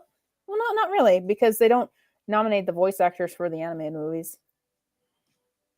It wouldn't surprise me if they decide to eliminate Best Actor and Best Actress and just do Best Performer, if we will see Best Voice Acting as a replacement for one of them. Yeah, and this is weird. Why haven't they? Oh, there we go. I thought they were done. Angela Lansbury is a huge one they need to respect.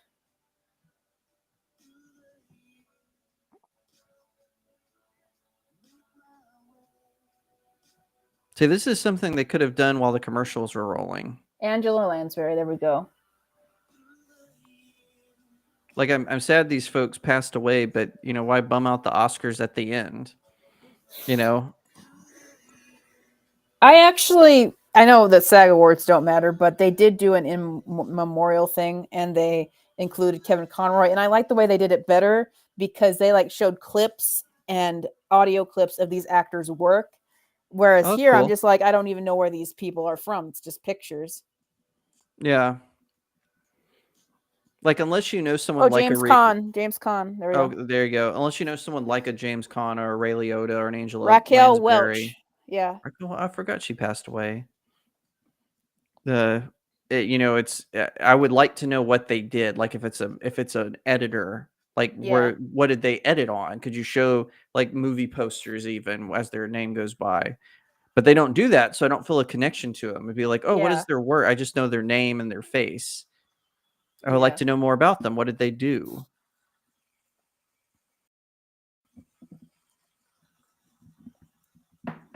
Okay, I think we're at 4 categories left. Irene Cara was Okay. from Fame, and she sung the song "Flashdance." What a feeling! Oh, that's something I recognize. Ah, that's cool.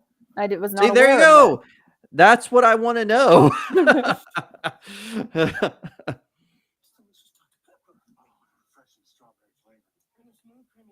Okay, so we got now I'm best- hearing Dr. Pepper right now. Okay. So we got 5 left, right? Yeah, let me just double check. Film editing, Yeah, editing, the actor categories, and then directing, and I think there's one more. oh, best picture. Duh. Yeah, film editing, directing, 5. the Yeah, there's 5 left. actor and actress, and then best picture. I hope they just knock them out fast. Mm-hmm. I feel bad though, because really, best picture team is supposed to get the longest speech. Yeah. But now it's gonna. But it's not gonna be able to do I that don't. now. It was strange because they were like, "We're gonna cut people off if you go too long," and then they didn't. Yeah. Like that would have been funny. They said we're gonna have people do the not to dance if you go too long, and we never got to see that at all. Yeah. Commit to it. Commit to it.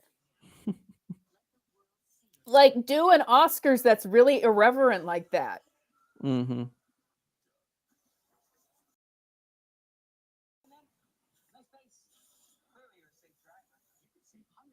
Who are my picks for what? I see Jim Hillikins. What picks for what? I'll be happy to answer think your he's question. talking about the next. I think he's talking about the next category. If it's sound editing next or film it's editing, film editing. Probably I would say my personal favorite is Top Gun Maverick, but I think that I think either Elvis or Banshees are going to win. So Top Gun Maverick should win. That had the tightest editing, and that I think really saved the film because I never felt bored through one scene. I never felt like this is going on too long, or I wish we spent more time there. That's perfect. Right. Elvis might win, and here's why: because the Academy goes for like most edits rather than like best editing because they don't really understand. They might also give it to Everything Everywhere because that also had a lot of editing in it. Yes, that's true. But Top Gun Maverick should win. I'll be happy if it does, but we'll see.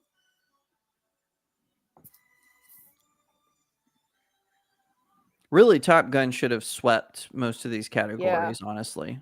It was just such a good movie. I mean, like I said, number one on my top 10.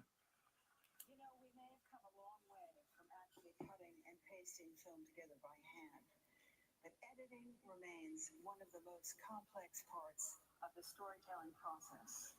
Editors have to comb through hours and hours of footage and decide which takes make the movie and which wind up on the cutting room floor. And when they're working with a massive machine like this one or at a computer, editors still accomplish the same amazing feat, translating time, rhythm, and performance into a compelling story on screen. Here are the nominees for achievement in film editing. The Banshees of Inisherin, Mikkel E.G. Nielsen. Elvis, Matt Dillon, and Jonathan Redmond. Oh, that got a thunderous applause, I heard, when they said Elvis. Yeah. Tar had some really great editing in it as well.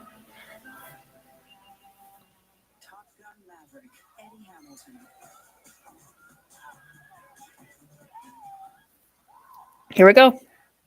And the Oscar goes to Everything. That was Oh, an obvious wow. one. Most Okay. editing, but it won't upset as much as if Elvis would win. It's not going to be as upsetting as like Bohemian Rhapsody winning. Yeah, that was obvious because they go for most editing rather than tightest editing. Mm-hmm. That had lots of Yeah, really, The Northman should have probably won Best Editing. I mean, just the Berserker scene alone is incredible. yeah. But it wasn't even nominated. Did The Northman get nominated for anything? No, it didn't. It's amazing because I remember at the beginning of last year, as someone asks where's the stream, I'm watching it on YouTube Live TV. But last year, I remember the big movies that everyone were like, there's these indie movies that you've got to watch. We have to support them. It was Mhm. Everything Everywhere and The Northman. Everything Everywhere Yeah. carried over to now. Everyone, like The Northman has a lot of fans, but it's like the award circuit just didn't pay attention to it at all. Yeah. Not for That's true. anything. It's disappointing because it's actually a fantastic film. Yes. All right, we're down to the top 4 right now. Yeah. Well, I guess Top Gun Maverick got one win. If it wins Best Picture, that would be hilarious in a good way. Tom Cruise should have been nominated for Best Actor. I didn't think he gave a good performance. I didn't think it was Best Actor performance though, so I understand why they wouldn't. See, I disagree. I thought it was Best Actor performance. I thought he did a fantastic job. I would swap him out with Paul Mescal for sure for After Sun. That was another movie no one cared about or saw. Hmm. So, I mean, we'll see though. That would be hilarious though if he only wins that one award, but then Yeah. he wins Best Picture. I think Everything Everywhere is going to be Best Picture now after they gave it screenplay and editing. Well, if they win director, then I definitely will. I think it's going to be Best Picture. Jimmy Kimmel is so unlikable. There's such an unlikable presence about him. I'm not even listening to what he's saying right now. It's just he's so unlikable. Yeah. I keep seeing like these people saying, "Oh, Jimmy Kimmel's doing a good job." And I'm like, "So?" And also no. Like, who are we watching the same Oscars? I think it's director right now. Director? No, is it? It's either Best Director or Best Should be actor, right? Because they usually do Best Director and Best Picture last. Yeah, I think it's actor. Let me see.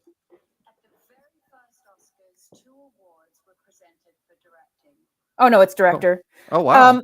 I think it's either going to be who did I put for director? I think I put Todd Field for Tar for director. I don't think it's going to be Spielberg. Yeah, they've been snubbing Tar. Everything Everywhere, like the Daniels, fine for that. I think it's going to be Spielberg. Actually, I'm going to say the Daniels because they've been giving them more awards. They've been ignoring the Fablemans. That's true.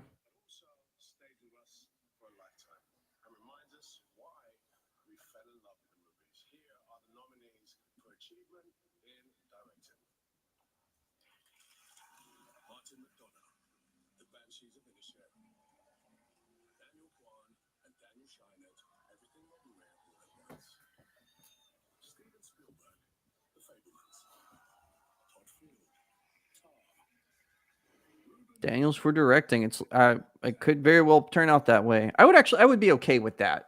I think. Oh, here we go. Oh yeah. Oh wow. Yeah, it's Best Picture. They totally snubbed. Picture. They totally snubbed Spielberg. It's going to be Best Picture. Yep.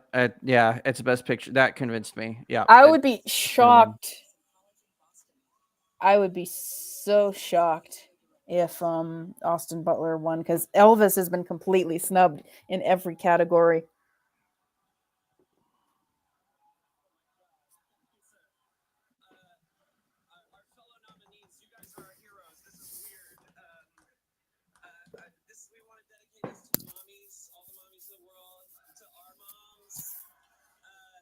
Specifically, my mom and dad, Ken and Becky, thank you for not squashing my creativity when I was making really disturbing horror films or really perverted comedy films or dressing in drag as a kid, which is a threat to nobody. Oh, come Oh on. my god. Oh my gosh. Yep, pervert Hollywood strikes again.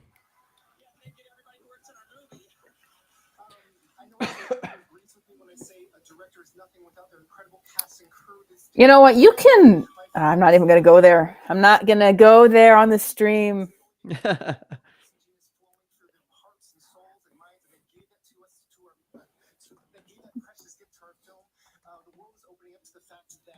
Genius does not stem from individuals like us on stage, but rather genius emerges from the collective.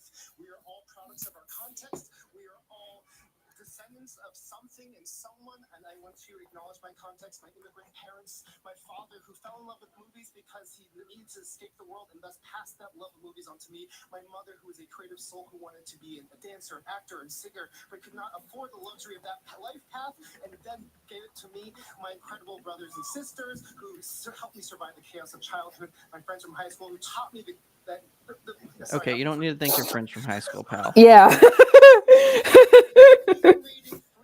No one gives a crap. Again, no one gives a crap.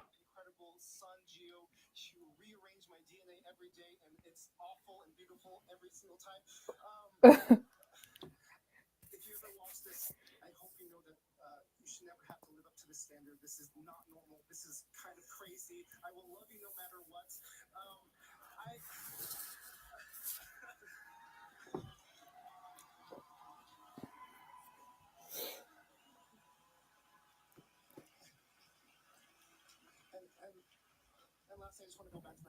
All right, let's wrap this up. Yeah, it's going on and on and on and on and All on. right. We still have 3 more awards to get through. Thank you so much to everyone who has unlocked my genius. This means so much to us. Thank you to the Academy.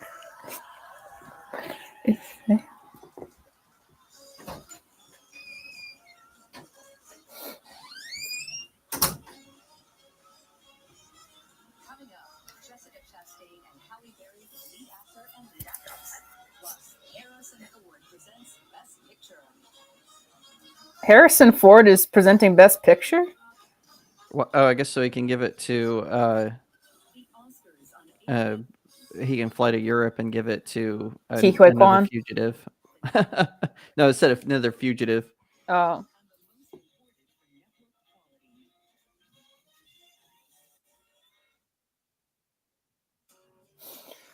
Oh my goodness. We have 3 more. Come on, guys. Let's knock these out.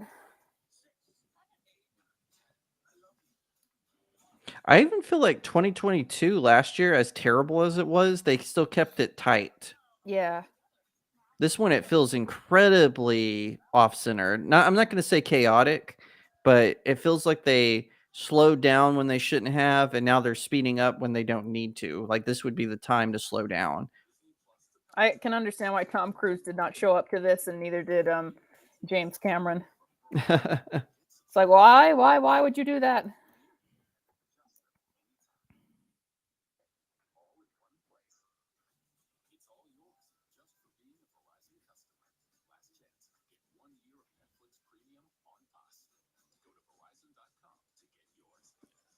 With the so you're hoping Austin Butler wins Best Actor? Yeah, I like good for Brendan Fraser if he does, but I feel like it's more based on his comeback story than giving the best performance. That's fair. Like, I mean, like Brendan Fraser, Colin Farrell, they're all great performance. Well, I haven't seen that much of The Whale. I just didn't really like The Whale for what I saw of it. So I'm hoping Austin Butler wins. I think it's probably going to go to Brendan Fraser at this point. Yeah, and I think Michelle Yeoh definitely wins Best Actress. Yeah, at this she's point. winning. That film is just taking it by storm. The only way I see is they might pull an upset somehow, but I don't think so. I think it's going to be Michelle Yeoh. Yeah. It would be really funny if it was Andrea Riseborough. That would be hilarious. But see, again, I didn't even know To Leslie existed until I heard that it had been nominated. Yeah. Like, where are people going to see these movies?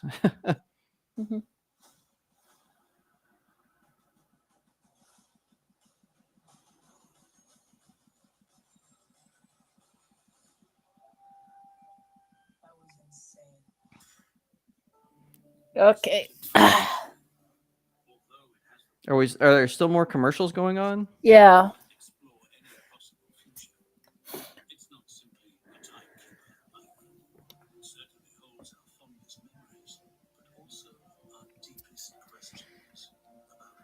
Yeah, I think Brendan Fraser is going to get Best Actor. I think Michelle Yeoh pulls Best Actress, and I think Best Film is going to Everything Everywhere All at Once. Yeah. I think that's my final answer. Yeah, I think I still want Austin Butler to win. I think it's going to be Brendan Fraser or Colin Farrell. I don't know. It's probably going to be Brendan Fraser. Then I think it's going to be Michelle Yeoh. Then I think it's going to be Everything Everywhere, which I'm not upset with. Like Everything Everywhere winning. I would have preferred Top Gun Maverick though. Mm-hmm. It actually would be nice for someone not in the Hollywood elite to win, like like they did when Parasite won. Like you could just see on their faces how sad they were that one of their buddies didn't win. I don't think Parasite should have won. I don't think it was the best picture that year, but it was still a joy to see them. What would be my favorite surprise if Top Gun Maverick won Best Picture? That would be my favorite surprise. It deserves to win. It should win. It should be Best Picture, but I don't think it will. Yeah. And that's probably why Tom Cruise isn't going to be there. Yeah. That movie was Spider-Man No Way Home, Top Gun Maverick. Those two movies brought people back into the theaters. And for it to be snubbed like how it's been snubbed tonight is absolutely ridiculous. I can't wait to make a video on it. It's going to be fun. Okay, let's see. Now, after this, for me, I'm moving on and talking about some other movies and stuff. I want to move on from the Oscars. When an actor or actress first approaches a role, we use every tool at our disposal to help us create the world of the character. You can find valuable pieces of insight from anything around you. The script, the director, your fellow actors, the costume, everything. Yet it's what a performer brings to the role personally that truly forges that character into existence. These nominees showed intelligence, curiosity, and a commitment to revealing their character's humanity in every aspect. They're still using that same picture of Brendan Fraser from The Whale that was on every poster. Austin Butler, Elvis.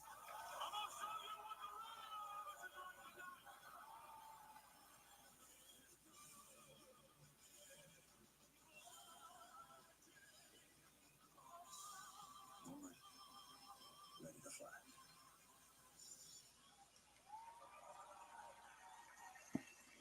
Colin Farrell, The Banshees of Inisherin.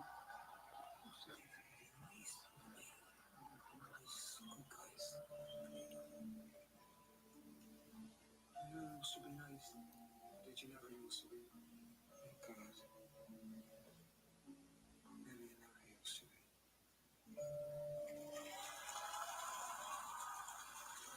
Brendan Fraser, The Whale. You're an amazing person. I couldn't ask for a more incredible daughter. Are you actually trying to parent me right now? Ellie, look at me. Who would want me to be a part of their life? Paul Mescal, After Sun. Every movie you lined up, you can love whoever you want to love. You can be whoever you want to be. You have time.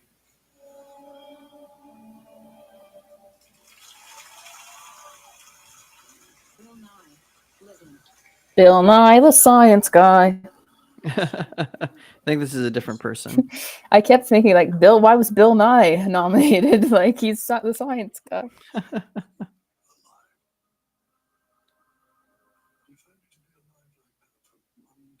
Be funny if Bill Nye was the one who ultimately won.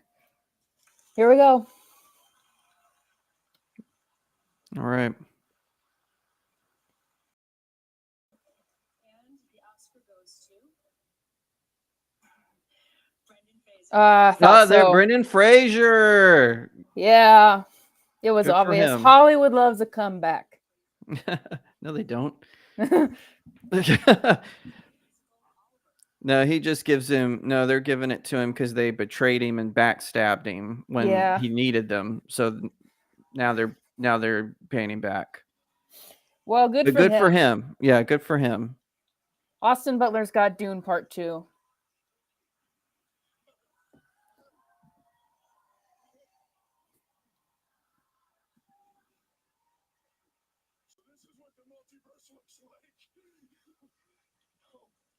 my goodness.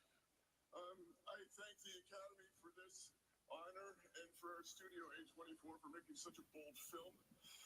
And This is to Darren Aronofsky for throwing me a creative lifeline and hauling me aboard the good ship, The Whale.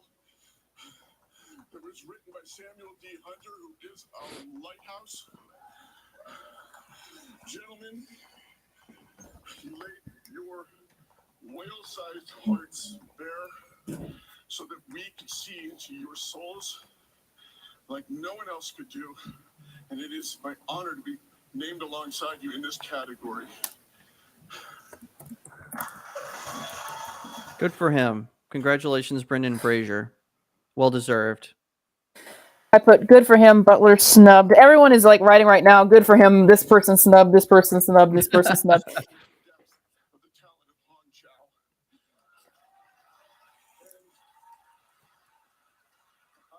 started in this business 30 years ago, and things they didn't come easily to me, but there was a facility that I didn't appreciate at the time.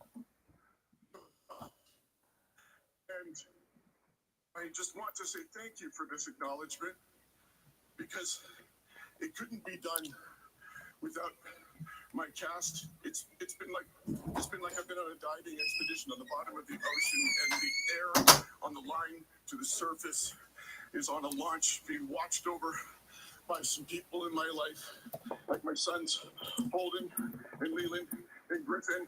I love you, Griffey. My manager Joanne Colonna. Plant. Best first mate, Gene. Thank you again, each one and all. I'm grateful to you. Okay, see, that was a good speech. Yeah, that was a good speech from him. That's how it's done.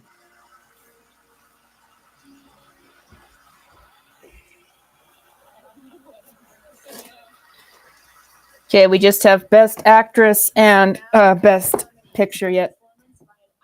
Okay, now they're punching them out. It's almost been 4 hours. Cate Blanchett is the better performance. Even this clip will show you. It's going to be Michelle.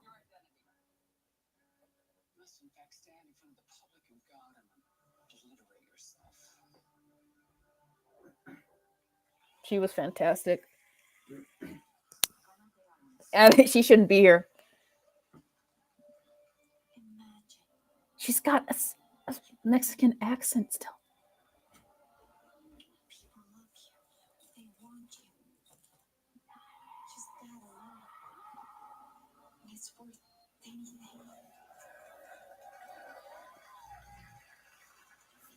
Andrea Riseborough to Leslie. Spend too much of my life hiding with people I don't even know. I'm done with hiding. I'm done with being run off. I want to be a good mama. I want to be a good mama again.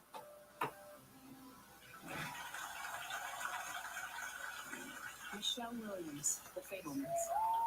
Despite my countless faults, I'm not ruining everything for everyone. I'm gonna not be selfish.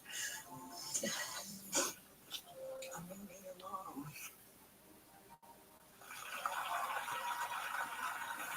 Michelle Yeoh, Everything Everywhere All at Once. Ooh, loud applause. Yeah, that's some sign. Something that explains why, no matter what, I still want you to share with me. I will always want to share with you.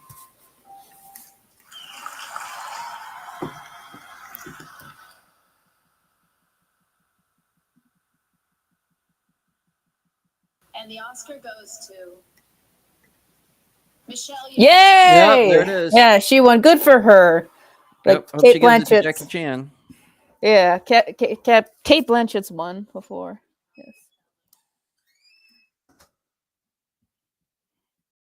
All right. Good for her. Congratulations, Michelle Yeoh.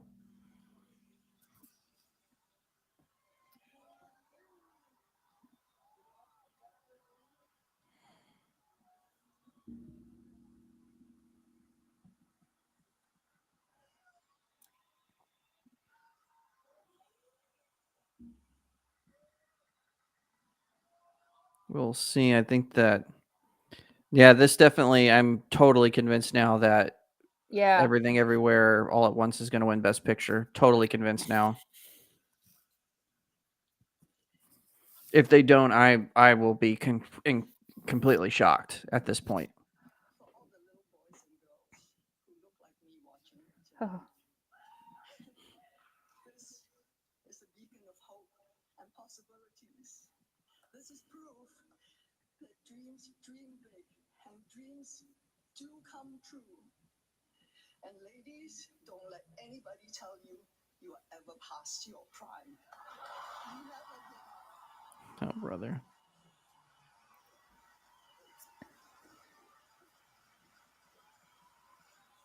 She won. Good job. That was another good speech. Short and sweet. Short and sweet. Still going Oh, on is a she little still bit. going? Yep. Oh, never mind. Without everyone who was involved with Everything Everywhere All at Once. But I have to dedicate this to my mom, all the moms in the world, because they are really the superheroes. And without them, none of us will be here tonight. People are saying she's the first Asian actress to win, and that's not true. It's not true.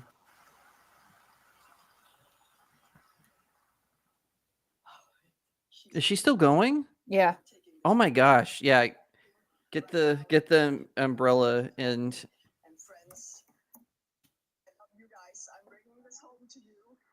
And also to my extended family in Hong Kong, where I started my career. Thank you for letting me stand on your shoulders, giving me a leg up so that I can be here today. And to my godchildren, to my sisters, all of them, to my brothers, to my family. Thank you. Thank you. Thank you to the Academy. This is history in the making. Thank you. I'm honestly just kind of tuning out a bit because this is going so long and it's gotten predictable. Mm-hmm. It's like it's going to be Everything Everywhere for Best Picture. Yeah, they've won too many times. It's definitely going. But I can't really say I'm upset about that. It was my number 3 film on my top 10. So Yeah, I'm not upset about it. Harrison Ford, save us.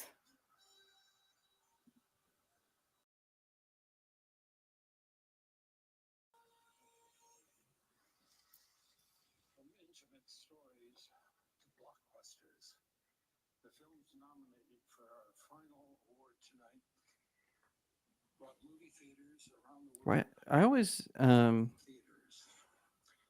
whether providing a few hours of I'm fine with letting them have their moment, but it's gone on too late. They let all the other categories go on forever. So now it's kind of like, okay, we get it, wrap up. That's why Meg Alice were reacting this way. It's not because we don't think they should have their time. They should have been giving their time, but they let previous They let the previous winners, award winners get a lot more time.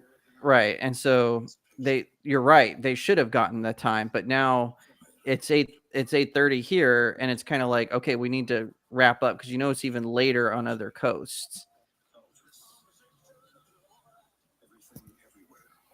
It's going to be Everything Everywhere.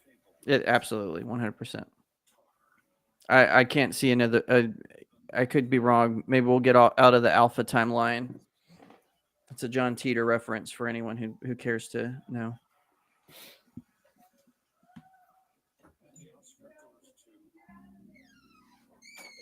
Yeah, we thought so.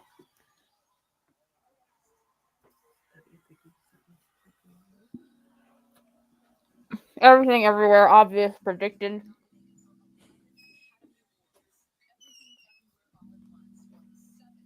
Yeah, 2 hours tops. Exactly right. Or do the technical ones when they go to a commercial break. Yeah, it is just so it's going on so long. Yeah.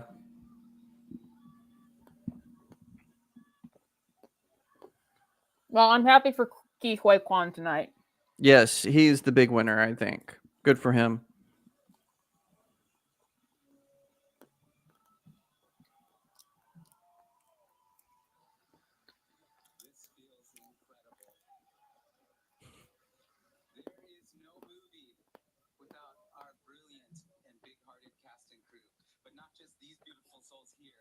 Also, up there and in Little Tokyo, we see you. So this award is ours.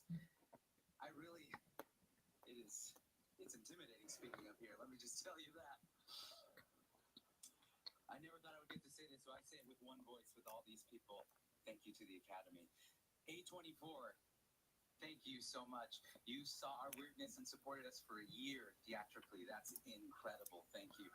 My brilliant and beautiful wife, Ani.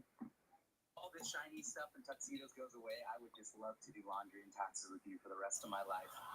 But this is for my dad, who, like so many immigrant parents, died young. And he's so proud. Oh, it crashed for me. Well, it was announced. According to the Academy Awards just posted on their Twitter, Everything, Everywhere, All at Once wins Best Picture tonight. Yeah. No one is surprised by that. And no one is more important than anyone else. And these weirdos right here supported me in doing that. Wrong gods, memory eternal. Daniels, I don't know what to say. I love you guys. You just won Best Picture. Hey, we've said enough tonight. I just want to say that thank you so much to everyone here. You have all inspired me. I think one of the things that I realized growing up is that one of the best things we can do for each other is shelter each other from the chaos of this crazy world we live in. Thank you to the storytellers here who did that for me. The world is changing rapidly, and I fear that our stories are not keeping at pace. And I sometimes it's a little scary knowing that movies move at the rate of years and the in milliseconds. Boy, it's really crashing right now. Well, we know who won, so. Well, I want to. Is Jimmy Kimmel gonna sign off or? That I don't care to hear that, honestly. I'm sure he is. Let me just see how it finishes out. Oh my goodness, this show went on for almost 4 hours.